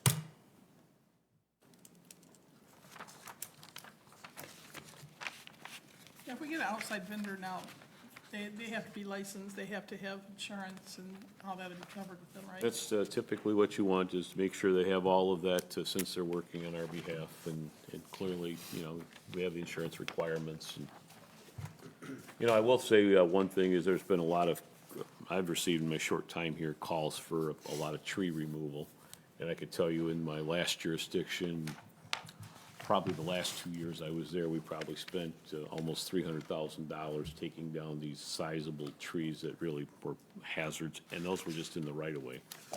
So there's probably a lot more to do, and something budgetarily you may have to think about going forward.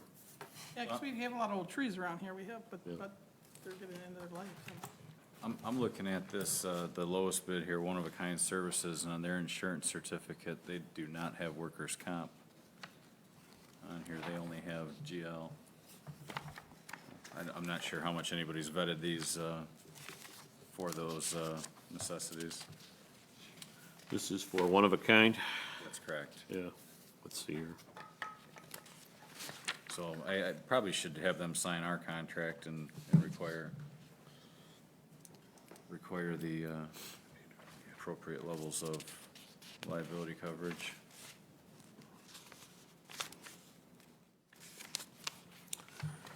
And not knowing much about them, yeah, they've got to have help with that. Can't be a one-man operation. Well, you want to accept it, and then I'll make sure before. Conditional motion, perhaps? Conditional, that I'll get the workers' comp documentation associated with this certificate of liability. And naming us as an additional insured as I look at it a little bit closer. Would it be more, on approval, potential approval here, making it contingent upon them signing our customary agreement or our standard agreement as opposed to, these items that we have? I'm not sure we've got a good form yet. In this case, I could work with the city attorney in putting together kind of a standard service agreement unless you have one that you're comfortable with, and it's just kind of fill in the blanks. I have one, but I don't believe the city of Gibraltar has a standard form or contract that vendors sign, so to say that doesn't exist. So I would just put additional requirements on them that they have to would name us as an additional insured on their policy, and then they verify if they have work comp coverage as well. Yeah. And if they don't, then you guys have to decide if you're comfortable with that vendor and move on to the next. Right, yep. On the other hand, it's not the worst thing in the world to bring it back to you. I say that in the sense that cutting trees in the fall and the winter's not is typically when things happen, so. Yeah. You know what, let's just withdraw this if you don't mind, and then we'll make sure we got the i's dotted and the t's crossed. That sounds great. Can you make sure that, like on these proposals, there's not a back side to them? Usually, there's a lot of conditions on the back side of these proposals that, on the surface, we won't see. All right. Sounds good. Any further discussion on this topic? We can bring that back to a next September meeting. All right, great. One unfinished business, sorry. I Yeah. apologize. We talked about the department head, and I think we've had a busy night and kind of forgot, but on Labor Day weekend, we had a pretty good water main break, and our DPW crew was out there killing it, working hard, and I know Mr. Sant showed up and Was out there checking. I heard Mr. Koch showed up and checked on him. I know we had some other people out there, so I think kudos to them and kudos to everybody checking on our staff that was out there. I know Vince called me. He was wondering what was going on with it and was a little worried. I ran down and took a peek.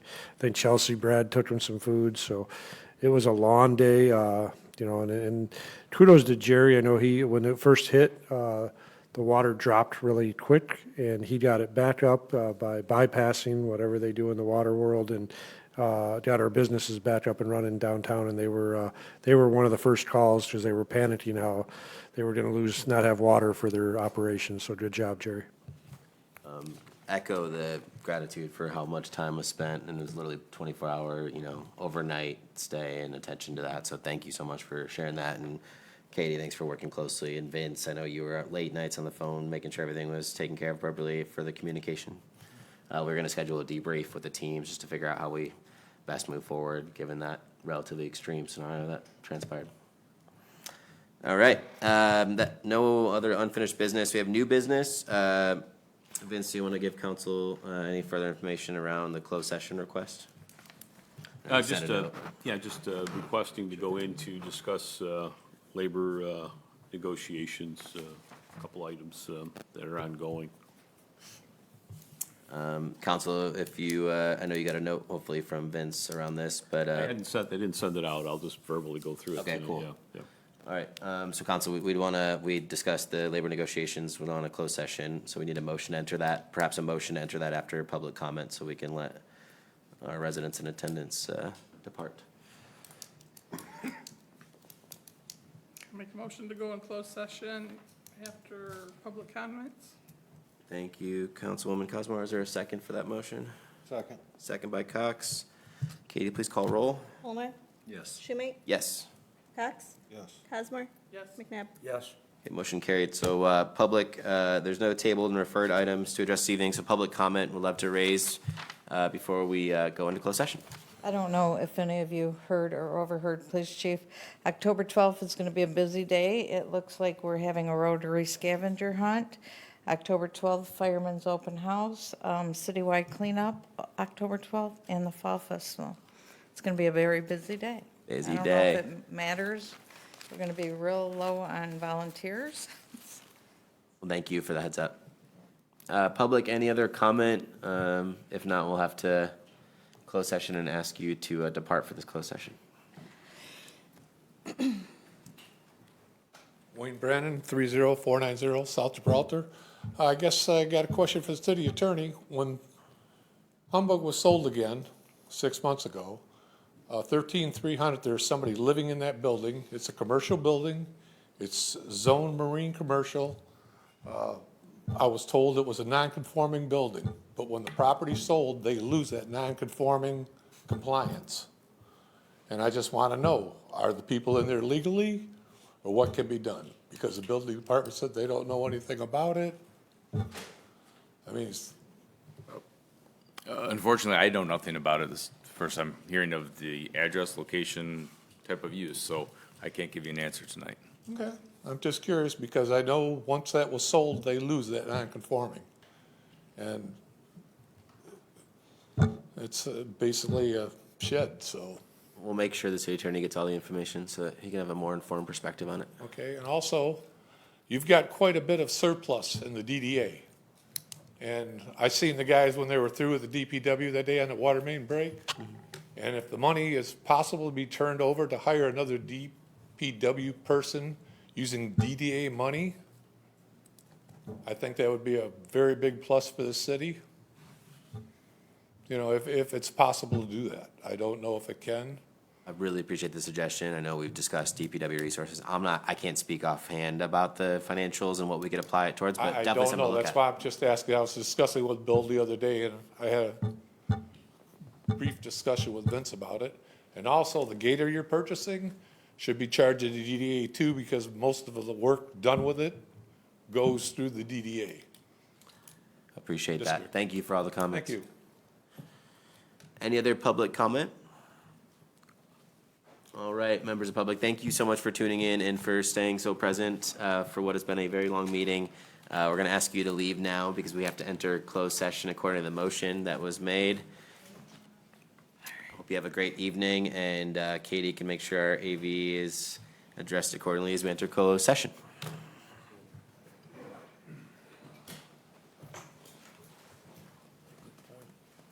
Spend DDA money on something like that, used in downtown.